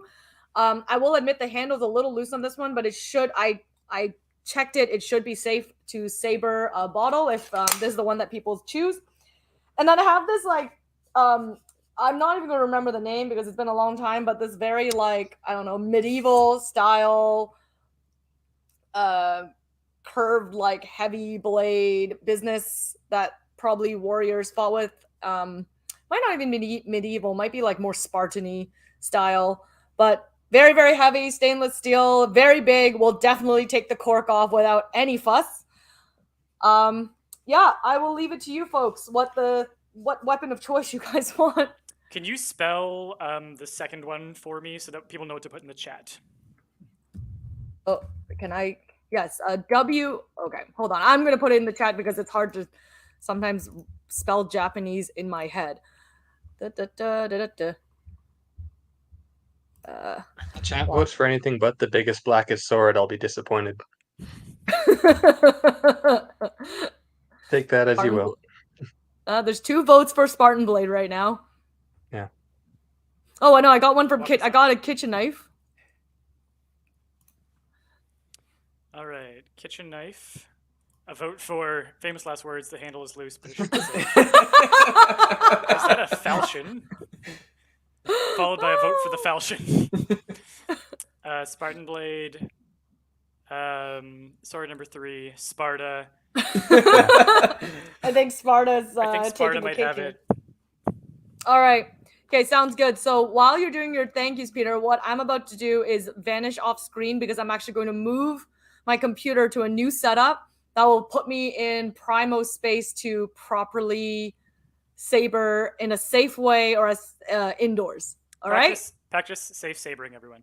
Before Practice we do, safe sabering. This has put me in mind of a pun that I will say very briefly, because that reminds me of the swords the orcs wield in Lord of the Rings. Do you know how orcs in Middle-earth greet each other? They say "Orc hi." But all right. I feel like Peter's getting better the later the night goes. He's like, I'm not a night owl, but here, Also, let me roll puns at you. Very bold of me to make these puns at you while you're holding a sword, but from like 3 provinces away. Gen Con is very shortly, Peter. Gen Con is coming shortly. Also, you're my ride back to Toronto after, so.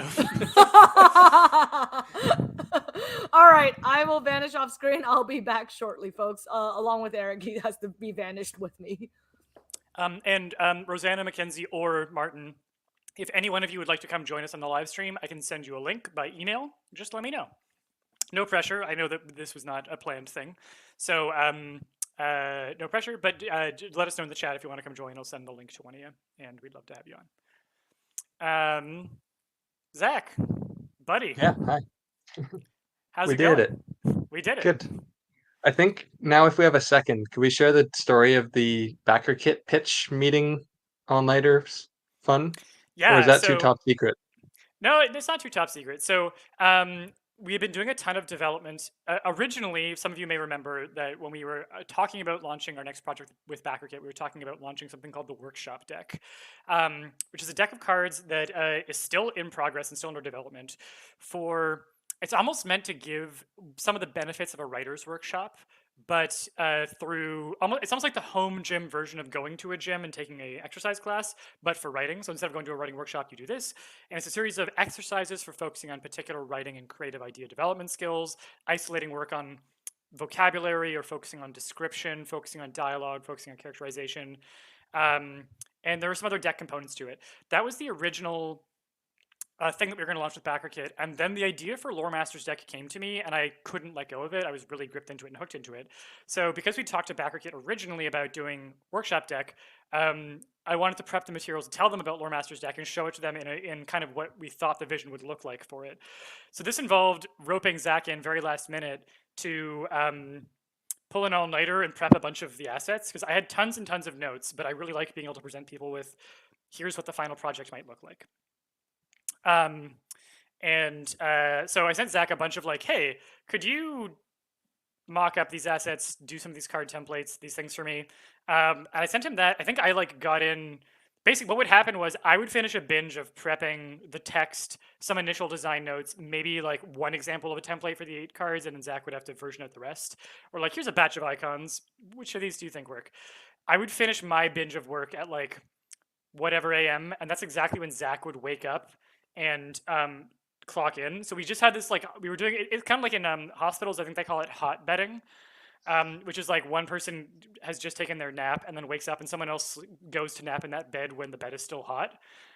We were swapping off like assets or like trading off files in like just in the middle of like things. And I think we ended up getting the assets for that meeting ready. Like I think Zach had them already like 4 or 5 hours early. But that's when I took over to do like, okay, well now I'll deploy some of these on the launch page and be ready to show what that looks like.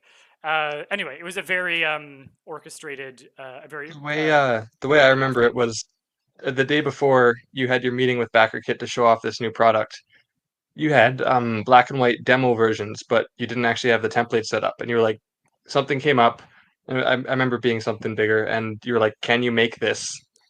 And like you're like, I think you were presenting at 8:15 my time the next morning, and it was like afternoon, and I was like, I think I can make that. And I had to like make the template from the ground up so we could auto import all the words, and I kind of handed it off to you as you were waltzing into the meeting to show off our thing we had, which was technically true at that point.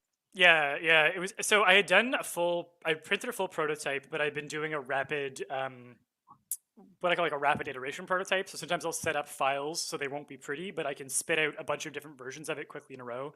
So I could rapidly tamper and change out prompt formats. And then I made Zach, like, I gave him notes and like, make this the pretty version and do it overnight. And I think that was when my sister had to have an emergency appendectomy.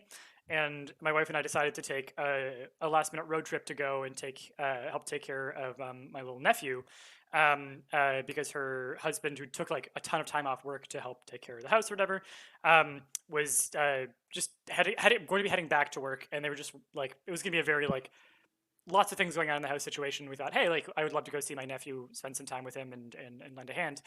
And so I like just entirely threw off work for a week to go do this, or I worked from her house for a week, but it involved a long road trip. It involved international borders, and I ended up delaying our return trip a little bit and getting back later than I thought I would. So I handed off a ton of the work to Zach, and he absolutely delivered. And we stepped into the meeting with basically what you see now for the deck. Very little has changed since then.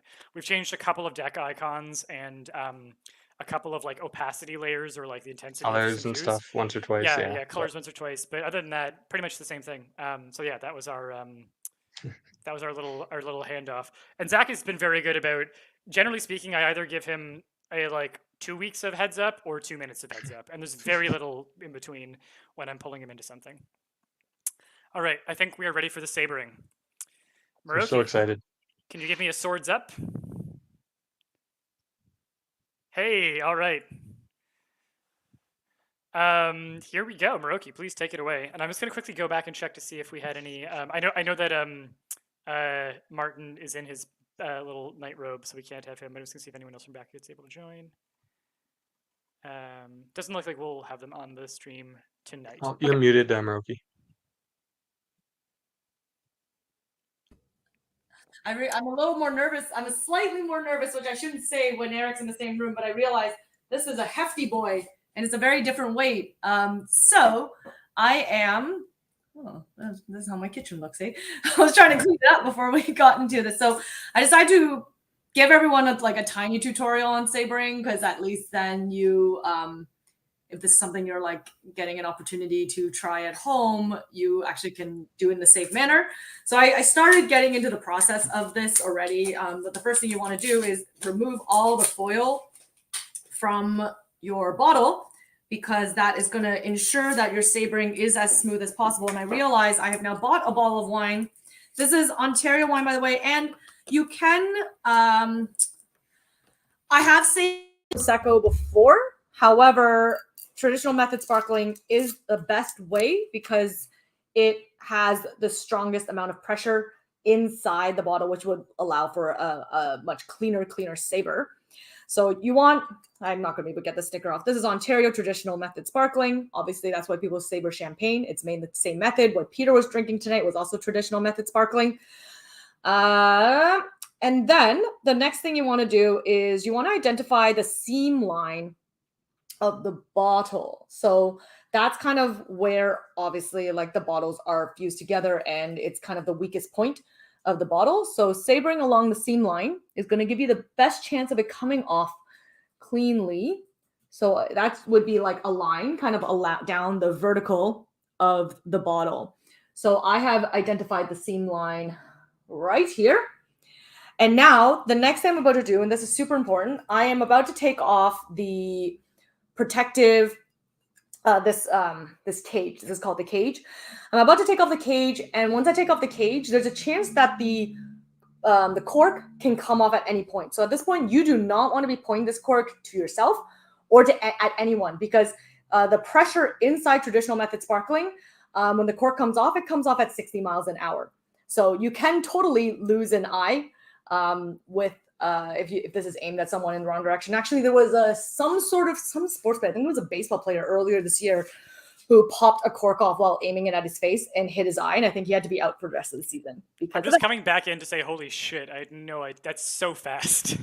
Yes, it is so fast. Actually, it's funny, when you were opening your cork earlier, I was about to be like, Peter, just in case, don't point it towards your face, but then you already got it off and it was fine.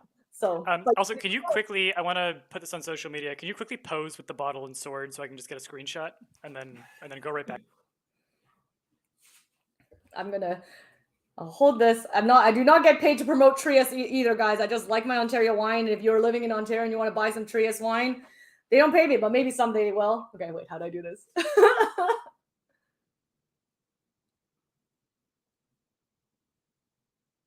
Did I pose well enough? We got it. It's perfect. Okay, I was like continuing to pose. All right, so I'm about to take the cage off. Some people, what they do actually for safety is they will, I'm not going to do it tonight because it's a pain. They will actually retwist the cork just slightly above the line here. So then that way if the cork does come off by accident, if the cage is retwisted off, it actually will like capture it just in case. But however, tonight I will take it off. 60 miles an hour is what I recollect the literature on. So yes, very fast. All right, so we are now ready to saber. We want to hold it at a 45-degree angle. That is often the best way. Remember, again, you're going to be sabering along the seam line. The other thing I should mention is when you're about to saber, it's not about the strength of how hard you're sabering. In fact, I gave my bottle for my dad to saber because we were celebrating his retirement, and he was actually attempting it with brute force, and it actually doesn't come off with brute force. It's actually all about follow through. So it's sort of like golf. It's not really about like brute strengthening the ball. The ball goes far because of that like centrifugal force of the club going. So this is very similar. It's all about like follow through. So you're not thinking about like, you're not kind of aiming at the cork, like your eye should be on the cork, but you're kind of aiming to keep the saber going. I'm going to say this now just because we'll be too busy having fun once this thing is sabered. Things do go wrong with sabering. I've seen people saber a wine and then it explodes out the back. So let's hope that doesn't happen tonight. I've also, and then one question people ask is there glass contamination? The answer is no. So when you saber, the pressure of the sparkling wine coming out on top actually pushes out any residual glass that is in the bottle. So as long as there's a little bit of wine coming out, it's actually usually, it's almost like, it's basically 100% okay. I'm not going to be the one that's like, oh yeah, it's 100% glass free and you'll be perfectly fine. However, the case is that the pressure of the sparkling wine coming out will, you'll get a little bit of spillage. That's why they always say, do not saber the fancy sparkling wine because you're wasting it all. That's what the wine snobs say, but it's fun. And everyone should saber a bottle at least once. All right, I think everyone's waiting, so I think I'm just going to give this a go. Yeah, there's a moment of tension. There's a moment of tension for me too, everyone. I always find that it's never the perfect thing. And there it goes. Bottle is sabered, folks. And I didn't even get that much fill.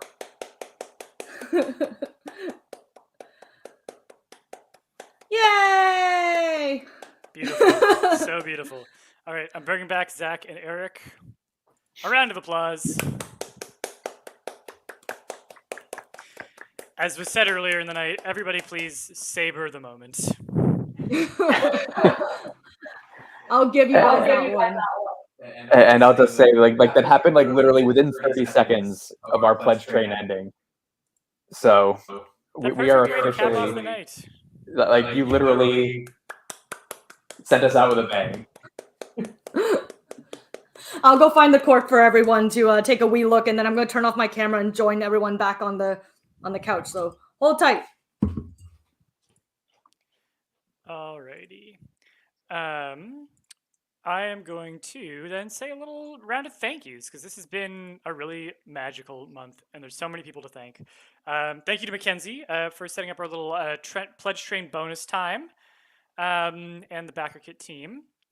Thank you to our BackerKit team, Martin, Mackenzie, and Rosanna. You guys all did so much to make this project a success and a really fun collaborative experience for us and for our backers, and we love that. I'm going to hold off my thank you to Maroki because I'd like to make sure that she's here to join us for it.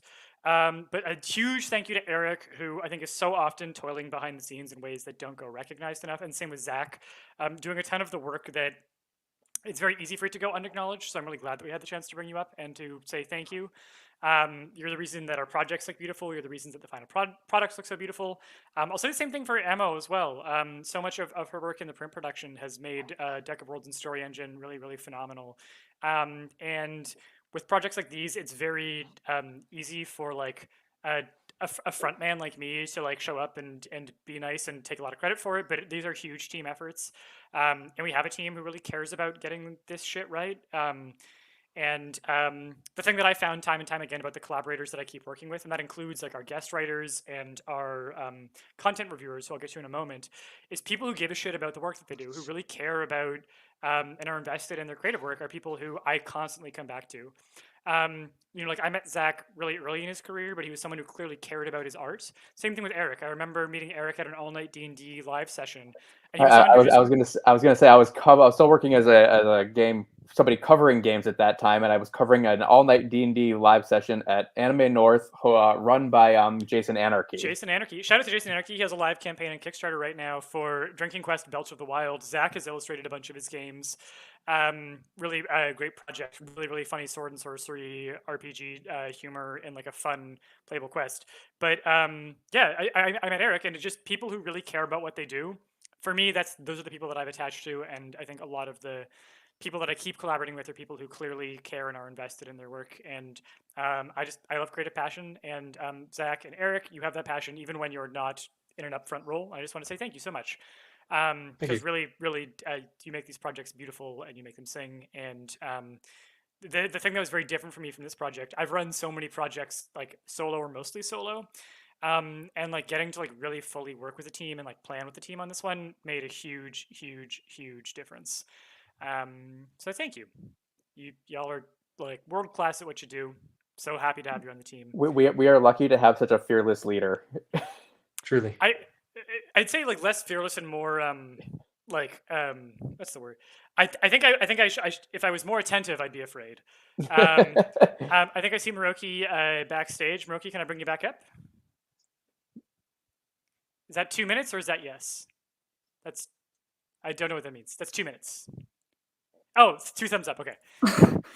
For a second, I thought I wasn't sure what the. Okay. I couldn't find the cork. Oh no. Well, hopefully that shows up at a time where it's not being stepped on.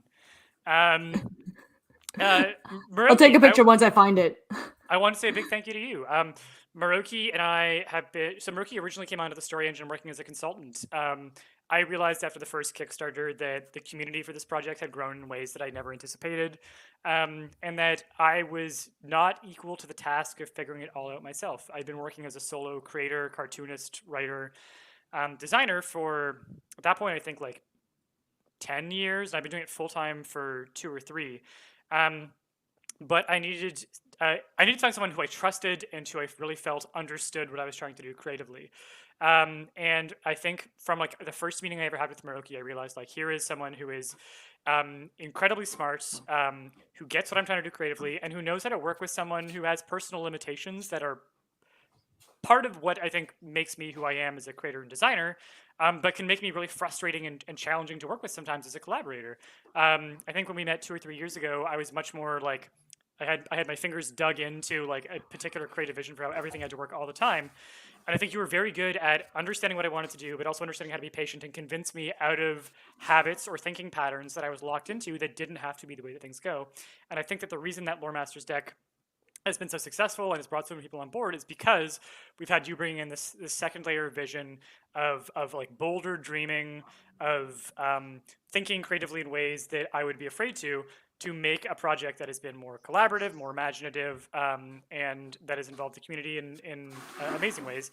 And I think that getting out of your way and learning how to like seed the parts of how we run projects that you're an expert in and getting to focus on the parts that I'm really good at has really been kind of the next step in evolution for the story engine. So I'm just really grateful that you came on full-time as CEO, that you've taken a big bet on not just the projects, but like on this entire community and enterprise and this thing that we're building together. And I'm just really happy and grateful to have you on board. So huge thank you to you. Huge thank you to you. A million thank yous. Can't say enough of them. I'm context- happy. Huh? Sorry, for context, Peter and I went from on Deck of Worlds having a singular Google Doc where we both just haphazardly take and add assignments for each other and things to hand off to having a well-oiled machine that is now turning into a company. So Meroki has done a lot of good for Peter and I's slapdash creative process, for sure. I'm happy and grateful that I'm not like bursting into tears, because I genuinely was really worried that was exactly what I was going to be rendered into, because there was like midway through this, I don't know, there was like midway through today, I think I was like looking at the countdown and just reflecting on this process and reflecting on the fact that like, you know, going from, and you know, I've known Peter before we worked together, and just wasn't from going from like the first fledglings of doing a project-based consulting to having someone have enough faith in me to have me join on as a partner and come on as CEO. I said to him when we first decided to kind of sign the dotted lines in the paper on this, I was like, I my entire life, I never understood how people like would form bands and make music together, that people could come together and have a singular vision where they could work together on the process so much. And then to not only sign the dotted papers on that and then to like jump right into a crowd, it's like, now let's test our relationship immediately with this crowdfunding campaign. And then, you know, just seeing where it came to 31 days, you know, despite all the projections I make, despite all this expectations, despite preparing for every scenario, you still like never are prepared for the depths of emotions you feel. And there was just like midday through the campaign today where I was like feeling choked up. I was like, oh my God, it's like nearly over.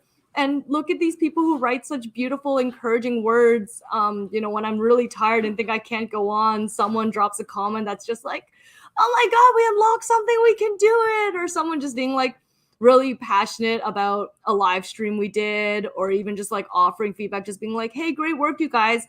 But like, how about this idea? And it's like, wow, someone cares so much they feel the need to like construct these. I didn't, you know, people even being like, let us measure all these things down to the micromillimeter for you so that you have all the perfect dimensions to so and so. And I'm like, my God. So I was feeling very, very choked up, and I deeply appreciate having had the opportunity to join this community, like to join you, Peter, join you, Zach. I think like I was quite intimidated when I came on a slightly longer capacity about a year and a half ago, being introduced to everyone else on the team. I was like, what if they don't like me? So I'm glad that everyone has welcomed me with such open arms, whether it is you two, whether it is the community, and also like joining the live streams and everything. What an incredible journey it has been. And I think this is just the first step of a many amazing, many more amazing projects together. And hopefully maybe the next time we'll like get an extra hour of sleep as a result of all the lessons we learned from this one. Yeah, if everything we learned from this campaign amounts to 1 more hour of sleep, that will be lessons well learned. And then a huge thank you to the community. And by the community, I mean, like backers, I'm going to get you into I'm going to get to in a minute because I will rant for a long time about how lucky we have been to have the people that we have backing us. But before I jumped into that, the community who jumped in to join us for the live streams has been incredible. So I want to do a special shout out for our live stream guests, Alina Pete, Jordan Shively, Jasmine Menoza, who's also my wife and a crowdfunding widow, who I have not gotten to spend enough time with this month, Raven John, Brandon Crilly, Connor Alexander, Aaron Angiolini, and Megan McKay, and Eric, actually. Eric joined us for one of the live streams too. You have been, it's just been incredible to have you lend your insights, the learnings that you have as creative professionals, to bring your talents and enthusiasm to the streams and make this something that's been so much fun. It's been amazing. Eric, I can thank you to your face for that. I went to go look for the court because I knew Moroki had to come back, and I don't know how it disappeared in our condo. There's not that many places for it to go. Like, I'm actually truly baffled. like we'll find it later eventually. But I'm actually really impressed. I don't know how it happened. We'll send a picture when we recover it. Well, I'm gonna thank you to the Cork for adding a flair of mystery to the proceedings, and then thank you to our guest writers and content reviewers. So AZ Louise, Arthur Fikri, Betsy Aoki, Jordan Shively, Brandon Alexi, Brandon Crilly, Sonia Ballantyne, and Kendra Harrison. And third, thank you to Eric Weiss, who's also going to be writing cues for the deck. Thank you all so much for lending your talents and creativity to the deck. I'm so excited to see what we do as a batch of writers punching up the deck from this sort of alpha version that we've been using. And then what we do in the review process where we make the deck, where we think about how different people are going to use the deck and make sure that everybody has a chance to see themselves in it and create really interesting things and have these collaborative experiences where everybody gets to be creative and feel safe. I'm looking forward to that process so much. And then to the backers, my goodness, I cannot say thank you enough. The thing that I think, when I launched the original Story Engine campaign on Kickstarter, I did not know that my life was going to change. I really didn't. I was launching a new book that I had written using this deck of writing prompts that I thought were going to be interesting to people about as much as the book. And I launched a Kickstarter campaign for what originally was like, here's my new book. Also, here's a deck that I was working on while I was writing it. It's got some prompts in it. And the number of people who sent me messages saying like, this deck has something really special. From the first look at it, like I see this is going to turn into something, was incredible. And I remember like the campaign launched at what was, I had just come out of a very like difficult period of my life. Without getting into details, I'd been dealing with like kind of a creative crisis and a personal crisis on what I wanted to do next. And I loved the microfiction that I was writing. That microfiction meant a lot to me at that time because it was a chance to like write something and share thoughts in a way that was whole. And the community that came around this project on like day 2 or 3, I realized like there's something happening here. It was the first time that I'd launched something and seen people inventing uses for it or thinking of new ways to use it collaboratively or creatively. And it just kept on taking on legs. The project just kept running. And I realized for the first time that I built something that was like truly and well, in some ways it's like a Frankenstein moment. It's like I built something that is more powerful than me and will outrun me and outmaneuver me at every turn. And I am smaller and frailer than it, and it could crush me if it wanted to. And you've actually you actually just spent the past 2 years wandering the Arctic wilderness trying to get it back. Yeah. 100%. But it was a magical moment. I really realized through that campaign that we had, this was not just a project, it was not just a product. It was like a community of people who really gave a shit about creating, and who loved talking about creativity, what makes a story, what makes for a fulfilling creative life. That was like a do not turn back from this moment. That was like truly I am all in. This is not the career I predicted, but absolutely the career that I always wanted. Was getting to a career where I get to talk about what creativity means, about ways to be creative, and where I get to see how other people pick something up and run and tell their stories with it. You sharing projects, you sharing this project, you telling people about it, not just during the project live, but like the number of people who come to us just from word of mouth. Like, we are a very small team. We've done some marketing, but like generally speaking, the in-house stuff we do is very, very small scale. Everything has happened because of word of mouth. Everything has happened because of word of mouth. So I cannot thank you enough for believing in this project, for telling people about it. Because like you literally can't buy this kind of publicity. You can't buy this kind of community. It only happens when people give a shit about the thing you've made and care about the place that they have in it. Yeah, my life changed the day that the Story Engine campaign launched. Absolutely changed. It is a, when you think about like the inflection points where the things that matter to you most came to you in those moments, they came to me after the Story Engine launch. And the life that I live is more fulfilling and creative and beautiful because of all of you, because of the collaborators that I've gotten to meet. And I will never stop being grateful for it. I love it so much. So thank you to the backers. Thank you to everybody who shared the project link. Thank you to folks who couldn't back, but still shared the link anyway. Thanks to folks in the $2 follow along tier because they want to see what this is all about. Thanks to the folks who went all in on Devour because they saw this new thing and thought like that might help me. Every single person who's pushed this thing along has made this into a beautiful, weird machine and community, and I really, really could not be more grateful for it. So thank you. I'll end my rant there. I think I've been thanking people for like 30 minutes, and I don't want to run away with it. So thank you. Do we want to do one more prompt to round off the night? How do we want to finish this up? I think you're muted, Maroki. I am indeed muted. I wanted to say that maybe since we're thanking our community so much, I think one thing I'll pull hopefully this isn't too much shade. I'll pull a Peter here where I'll run away without do something that, I'm kind of the person that like, I'm known as like the shepherd hook human. Like I'm always like the cool no, and I'm like professional party pooper.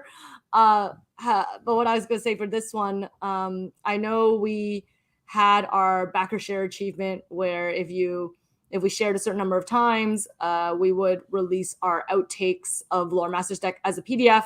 I know we didn't hit in the achievements, but frankly, I think we created this achievement goal near the end of the campaign. I know so many of you have shared more than I think this particular achievement goal counter ever did. So we're gonna unlock that goal for you guys. So you guys will get the outtakes PDF. I'll find a way to finagle the numbers in the back end after all this. So for those of you who are missing the end of the live stream, you'll know that you got it unlocked. And that is our little token of appreciation for everything that you guys have done for this campaign. I think that's wonderful. I'm on board. Let's do it.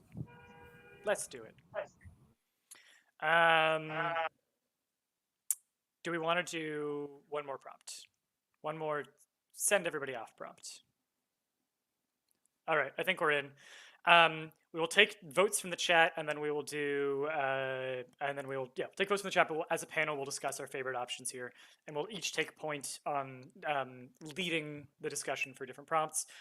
Let's do factions. Factions I picked as the first card type in this deck because I think it represented kind of what this deck does, which is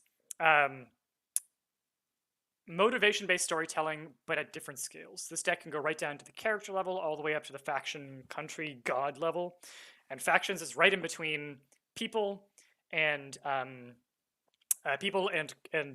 gods. You have groups of people, and I like that. I think it's very representative of the scale of this deck. So yeah, let's go ahead and make a faction, and let's bring up the card cam and send it off with a bang. Okay, here we go. Closing time. Are we gonna make a charity, a fleet, a federation, or a committee? What are we thinking? Eric? I'm muted. I am thinking either charity or committee. Charity, just because it feels like that's in the spirit of the outtakes deck. Committee, because that is what is currently sitting here right now. I think we are the committee of the lore committee, sitting at the end of a very tired day. This does feel very much like a lore committee moment. All right, let's count the chat votes. Committee, fleet, charity. Let's make a positive one for one lol. Yeah, the charity from our setting creation session turned into the Evil Research Foundation Biotactica that were the villains of our one-shot campaign. To the Federation Gym, Federation, Committee, the Fellowship of the Lore. It's going to be a long journey if we take that one. All right, so hold on. Committee, fleet, charity, Federation, Federation, Committee. I think we have an even split so far. So let's do committee, because that was your vote, Eric. And we're gonna have Maroki and Eric together on one cam, so we don't have the echo mic. Okay, Zach, this one's gonna be your lead for the discussion period, but we'll go with the chat's vote. Does this committee have a background where they're founded to preserve a cultural tradition, an agenda where they want to expose a faction or figure, a trait where they're masters of a specific tool or weapon, aka saber, a trait where they are socially influential? So one more time, chat, you can vote for cultural tradition, expose, masters, or influential. But Zach, if you were going to sway the vote, what would you say? I'd like to sway it towards tool or weapon, which I think we could have guessed. I think it has to be weapon. Why? That's two votes right there. Zach, I'm gonna make you do double duty, and you're gonna pick the object card. And I think I'm gonna go rogue here. Right now, this card says 1, but I think this is probably a 2 draw, where you draw 2 and pick your favorite. Oh, actually, so we're supposed to honor the chat here. Hold on. So that was your suggestion. What is democracy? No, but as soon as the campaign ends, the democracy dies immediately. Okay, hold on. We have cultural tradition, masters of but storytelling, tradition, tool, saber, tool. Okay, I think we have a tie, which means I think we can push through tool. So this is technically democracy. And then chat, y'all can vote. It's the best kind. A technical democracy. Yeah, you haven't seen that in your civics textbook. Zach, you are patterned almost exactly like the objects deck with your shirts. Hold on, I'm going to line it. Is he just not I'd like to thank the fast fashion industry. This shirt was very cheap the other day in the mall, so big shout out to the fast fashion industry ruining the world. I do know that they're both wearing a blue collared shirt too. It's because we're brothers. We covered that. There we go. Blow dart is the most whimsical, and so I'm going to have to go with that if I'm swaying. Blow dart, dart gun, crowbar, tie, boat, glasses, watch, telescope, and knife. So we've got an immediate vote for blowgun. Although knife fits our saber bill. You can't saber with a blowgun unless actually I'm going to defer that to Maroki. Can you saber with a blowgun? You can saber with almost anything. As long as it has a back on the table. Which is the reason why, like, I said I wanted to try and saber with a wine glass, because you can do this. As long as it's got a hard edge somewhere. All right, well, let's count then, because we've got blowgun, knife, boat, which I think means I think that means we can do blowgun. We have quorum. The blowguns have it. First time that sentence has ever been said. I like to be an innovator. I'm just going to keep picking the whimsical options, just so we're clear. Well, this one goes to Maroki as the our democracy swayer. Maroki, our blowgun mastering committee. Do they have a background where they're connected to a creation story? So creation of the world story. Do they have an agenda where they control the illicit trade of a material? It helps to be a master of a blowgun if you're trying to control the trade of illicit material. Do they have a trait where their uniform or equipment includes an object? I think we already might have that one answered with the blowgun. A trait where they have communist principles. They are communist blowgun wielders. Or a background, where they're connected to a creation story. What are you thinking? So chat, you can vote for illicit trade, Uniform While this equipment, is communist, or creation story. while this is happening, I just want to shout out Captain Nolan's comment. Maybe the magpie god uses the crowbar. Parentheses, do blackbirds drink in a crowbar? Oh. Nice. Well played. You know what you call just one crow hanging out alone in a bar?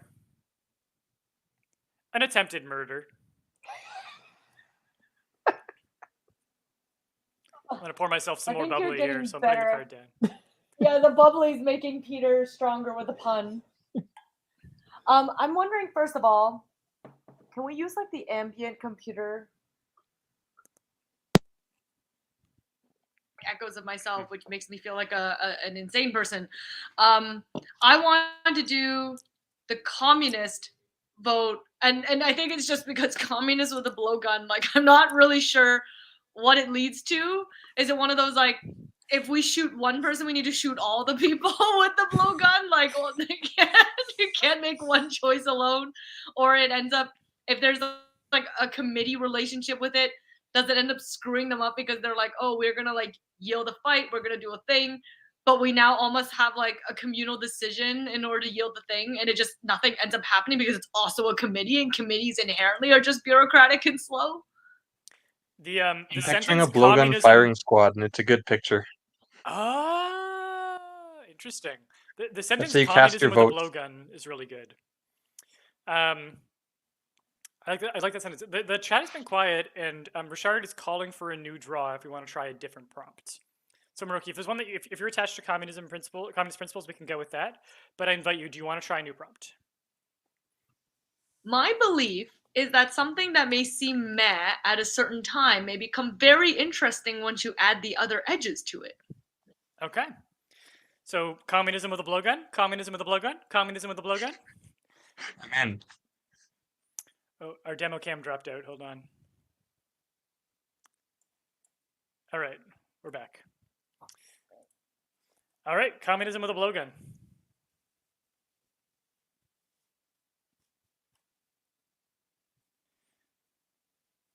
That's my like, does everyone want to order nachos voice, but for communism with a blowgun. Okay, more about our communist blowgun master committee.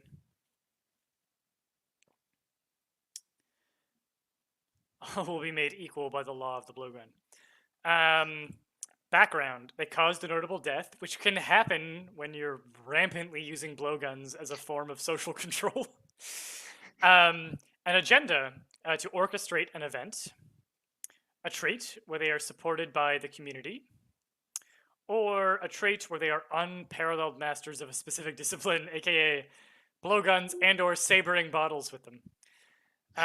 This one is, I think it's my turn. I think we've done one for everyone here. So I'm going to start with my comment here. I like the notable death with a blowgun. I like the idea that they're masters of it, but like at some point, inevitably, when you have an entire organization that is founded around the use of blowguns, someone's going to get hurt. So I kind of like that, if I can sway the chat. And then an agenda to orchestrate an event, I also really like. I think, I don't know what kind of coup you could do with a blowgun, but it's a coup that's interesting to me at the very least. So let's see. I like Ebony Dragon's community or death. Community or death. Masters of sabering at range with blowgun darts is very impressive. I think that the Tsar killed Rasputin with. I think that Rasputin had like 100 different reported causes of death because he had to be killed a lot of times to die. I think he was shot multiple times, drowned. I think hypothermia was involved. He may have been strangled. I think he was poisoned in somewhere too. Yeah, he was poisoned for sure at some point in there too. Wasn't it like he was immune to poison because he just drank poison and became immune to it? I still don't think that's how that works, but it's hard to tell the urban legends from the fact. I'm pretty sure that the Princess Bride is a documentary, isn't it? Yeah, exactly. Yeah, so you can build up a resistance to poison over time through deliberate exposure for sure. We do get used to Advil. All right. So hold on. Oh, guild who commit political assassinations is interesting. Tried to kill Rasputin with a blowgun. Okay. Well, I think that this is gonna. I guess I get to decide the tiebreaker between Masters of Sabering at range with blowgun darts or guild who commit political assassinations. I'm gonna go ahead with guild who commit political assassinations. I like the idea that their principles are one thing on the front of house, but in back they're like, we'll make this happen by any means necessary, even if it means not being very communal about knocking people off. The leaders will die until there is common cause. Yeah, there we go. If you're not common to the cause, then you're not part of the cause. You're part of the blowgun target practice range. That's how they practice. That's how they become masters. So who was assassinated here? This is going to Eric, a disruptor, a scout, a composer. Ooh, did they knock off an emergency worker? That took a dark turn. Oh, it's definitely the most interesting one on there, though. So chat, go ahead and vote. In the meantime, this is the full list of causes of death for Rasputin.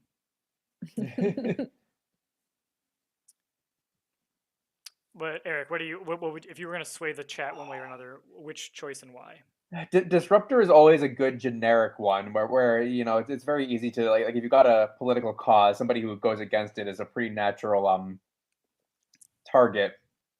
Composer is very interesting. I like the idea that there's art out there that is Captain Nolan's on fire right now. He's been killing it tonight. Composer, yeah. The idea that they would want to. There's this beautiful piece of music that somehow just riles up tensions. It's too fiery. It's not calming and tranquil and peaceful enough, so they have to just get rid of it to make sure that people don't hear about this song. I think that the votes and the panel are in agreement here on composer then. And yeah, I agree. It could be someone who wrote like the counter-revolutionary bop, like and like I love the idea that they wrote something. It's so catchy that like even the revolution gets it stuck in their head sometimes. Like that's the thing. I don't even think it has to be deliberately counter-revolutionary. It's just like too catchy, and it's like one of those songs where it's like, oh, you didn't know that this song was about like it's something like the song "Pumped Up Kicks," Yeah. where it's like a really catchy, upbeat, poppy song, and then you actually listen to it, you're like, oh, what's going on here? Yeah, or like the parody version of Frosty the Snowman that we Yeah. saw earlier, where you realize So- like mid-song, oh, this is about torture. I actually think it's better if it's not even like a deliberately anti-revolutionary kind of thing. That would be the disruptor. That would be that person. But the composer just like, I just wanted to make some nice art, and now I've become a target because people just don't understand it. Yeah. Or they misinterpret it for their own ends.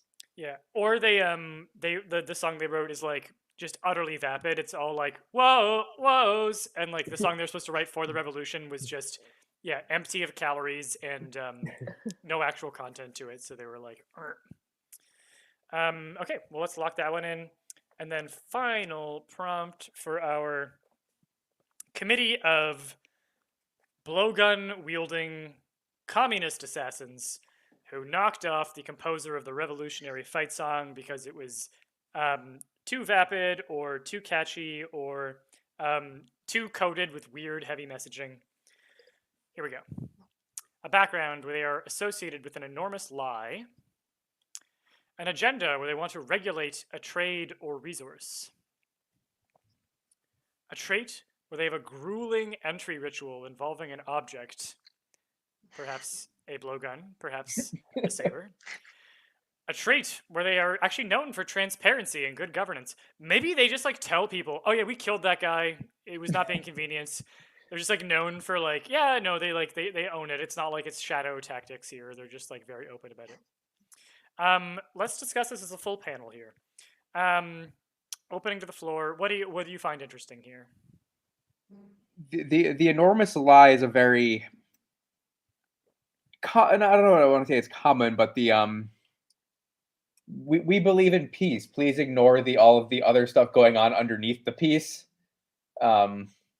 Regulate a trade or resource just reminds me too much of like what sort of happened in China or a lot of communist-based regimes where it becomes a thing where everyone's on rations and no one's getting thing because most communist regimes end up becoming some sort of dictatorship at some point because I have a strong belief that communism exists only in ideology because humans are inherently flawed and greedy. So what it's like this, it has like a lot of ties to real life if they're controlling a trade or resource. So there's two ways you can approach it, right? You can approach it that somehow this committee that's based in communism truly knows how to regulate and they're trying to just sort of like ensure that there is no monopoly or break up cartels, ensuring that there's equal trade even if that resource is the most precious resource out there. It's like That's on a light note. yeah, that's Yeah. the light note. That's the light note. That's the ideology, right? I thought we were picking the silly prompts. That was the goal, right? I've done my darndest. All right. So here's my pitch for a silly prompt. The grueling entry ritual is you have to blow dart a dart up in the air and then catch it back in the blow dart when it comes down. Yep. Done. Locked in. No vote needed. No notes. Not a whole lot of people signing up to do it twice. Although, sorry, one more detail on this, and then I will yield the floor. When the blow darts they've designed are designed with an absolute kind of precision, but the side effect of that is that they make a slide whistle sound when you use them.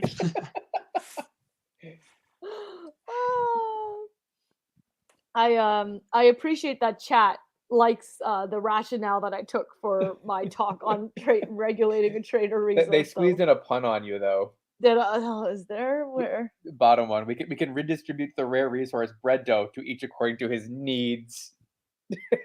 You know, we were getting along so well, chat. We were really getting along so well, and then you had to do that to me. Well, I think the chat is entirely bread and dough based puns, which I think means the chat is not communist; it's fully anarchist. Which means I think I can sneak in my like cup and ball catching game, but what you have to do is blow a blow dart in the air and then catch it back into the pipe, and it makes a slide whistle sound. So if you die making a ridiculous sound.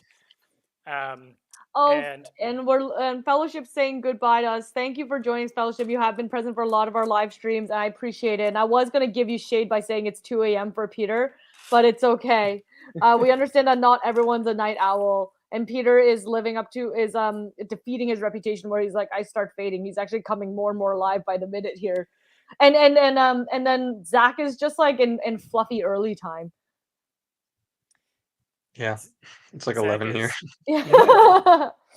11. What is 11? You're just living in the past. I'll be up till 3. If it makes you feel any better, I'll be up till 3. I just better. won't be having this much fun. And to celebrate unlocking the link tokens last night, here's the link tokens in action. Now we know that the grueling ritual involving an object involves the blow dart or dart gun. We can see our little links there. Okay. Well, what a prompt to end on. Our friggin' Three Stooges masters of the blow dart who, in order to enter the inner circle of this committee, have to a dart into the air, catch it back in their mouths, and or blow darts, run on communist principles, assassinated a composer for composing a bop too powerful, and that is what we have created here tonight. I want to know the statistical success rate of this ritual. I do too.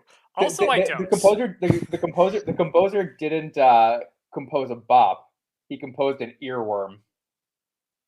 And we can take that literally if we so desire. Yeah, we can pull that from the creature deck. Maybe the reason why they want to assassinate him is that like the bop that the composer composed was so catchy that it's screwing up the ritual, because when the song is playing, they're like, oh yeah, do up, my eyes, do up. Oh, what a way to go. What a way to go. As Captain Nolan suggests, in Clown College, they teach him how to die to the sound of a slide whistle. Okay. I think that's curtains, friends. This has been Oh, sorry. Go ahead. I was gonna say, Peter, we never talked about the app. We never talked about Educator Dick. But do you know what that means? It's okay. It's okay. Do you know what that means? It means this is a teaser For a more live post- streams. For more post-campaign live streams, friends. Because you know what? In some point in the future, our pledge manager will open, and therefore it means that pledge. I call it the mini shop. If you guys missed the campaign and you know people who are interested, you can come back, and because pledge manager will open, and we have so many Impulse buy all the things you thought you resisted right now. and we also like hanging out with all of you. Yeah, we do. Yeah, this is fun. We do. We hope you like hanging out with us too. So all the things we didn't get a chance to address tonight, don't worry, we aren't like vanishing into the void. Well, we sort of are. We're going to vanish into the void. We're going to be at Gen Expo where we resurface, and then we'll probably vanish into the void once again. But we will come back. We'll talk about all those things that Rashad was asking with regards to the app, what Teresa was asking with regards to the educator decks.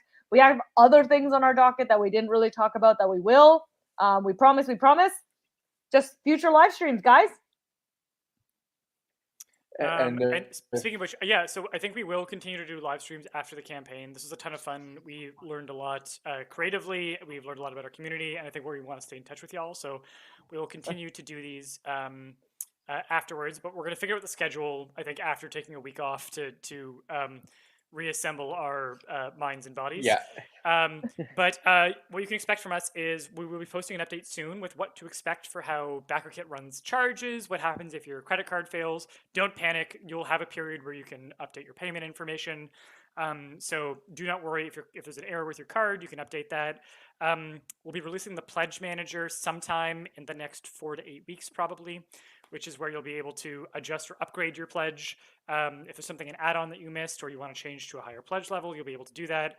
In the event that there's an early bird incentive or something else that you're supposed to get that does not appear in your pledge, we'll be able to fact check those things. So if there's any problems or issues, you have not been locked in, we can still work with you on resolving those. And by we work with you, I mean Eric will be our customer service point lead, and we'll be your Don't give them away to the world. Except like Eric won't answer the email, but there's a good chance that I'll be like, "Hey Peter, what's the answer to this question?" But, and then I'll answer the email. It is a communist committee. It is a communist committee that answers the email. Expect your reply by blow dart. But we're here to work with you and answer your questions. Yes. Yeah, if there's any errors with your card, don't panic. You'll have time to update your card information, so you won't immediately lose your pledge. There's a time period to work on that. And we'll post an update with all the details very soon. We will have the winners for the sketch cards from Megan McKay's art stream. Probably sometime in the next 3 days, we'll have those posted. And we will keep an eye on the discussions and comments and get back to you. But I think we will take a couple of days off, so we'll be much quieter in the comments over the weekend. But we are here, and we are here, and maybe we'll and just say if you push our buttons. I don't know about Peter. Peter's much nicer than I am.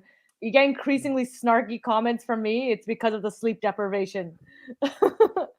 Maybe you guys will keep poking the bear. You guys will keep throwing puns, and I'll just continue snarking at you all. And I'm going to say my job. I don't know if we ever actually officially said this on the stream, but we closed at $506,282 with 3,741 backers. So it's amazing. Amazing. Well, thank you to our backers. Thank you to our live stream participants. Thank you to all of our guest contributors, our content reviewers. Really, really excited to get the beta of this in your hands as a PDF first, and then the physical copies in your hands by next year. Cannot wait. We will keep you in the loop through updates, and you will see us again very, very soon with the next steps for what's going on with the project. This has been the Lore Masters Deck Wrap Party live stream. I am Peter Chakowski. That's Zach Schuster. That's Eric and Moroki together in one screen, but it just says Eric's name at the moment because they're sharing a laptop. He's Eric and I'm Weiss. Yeah, Eric and Weiss. You sound like a law firm.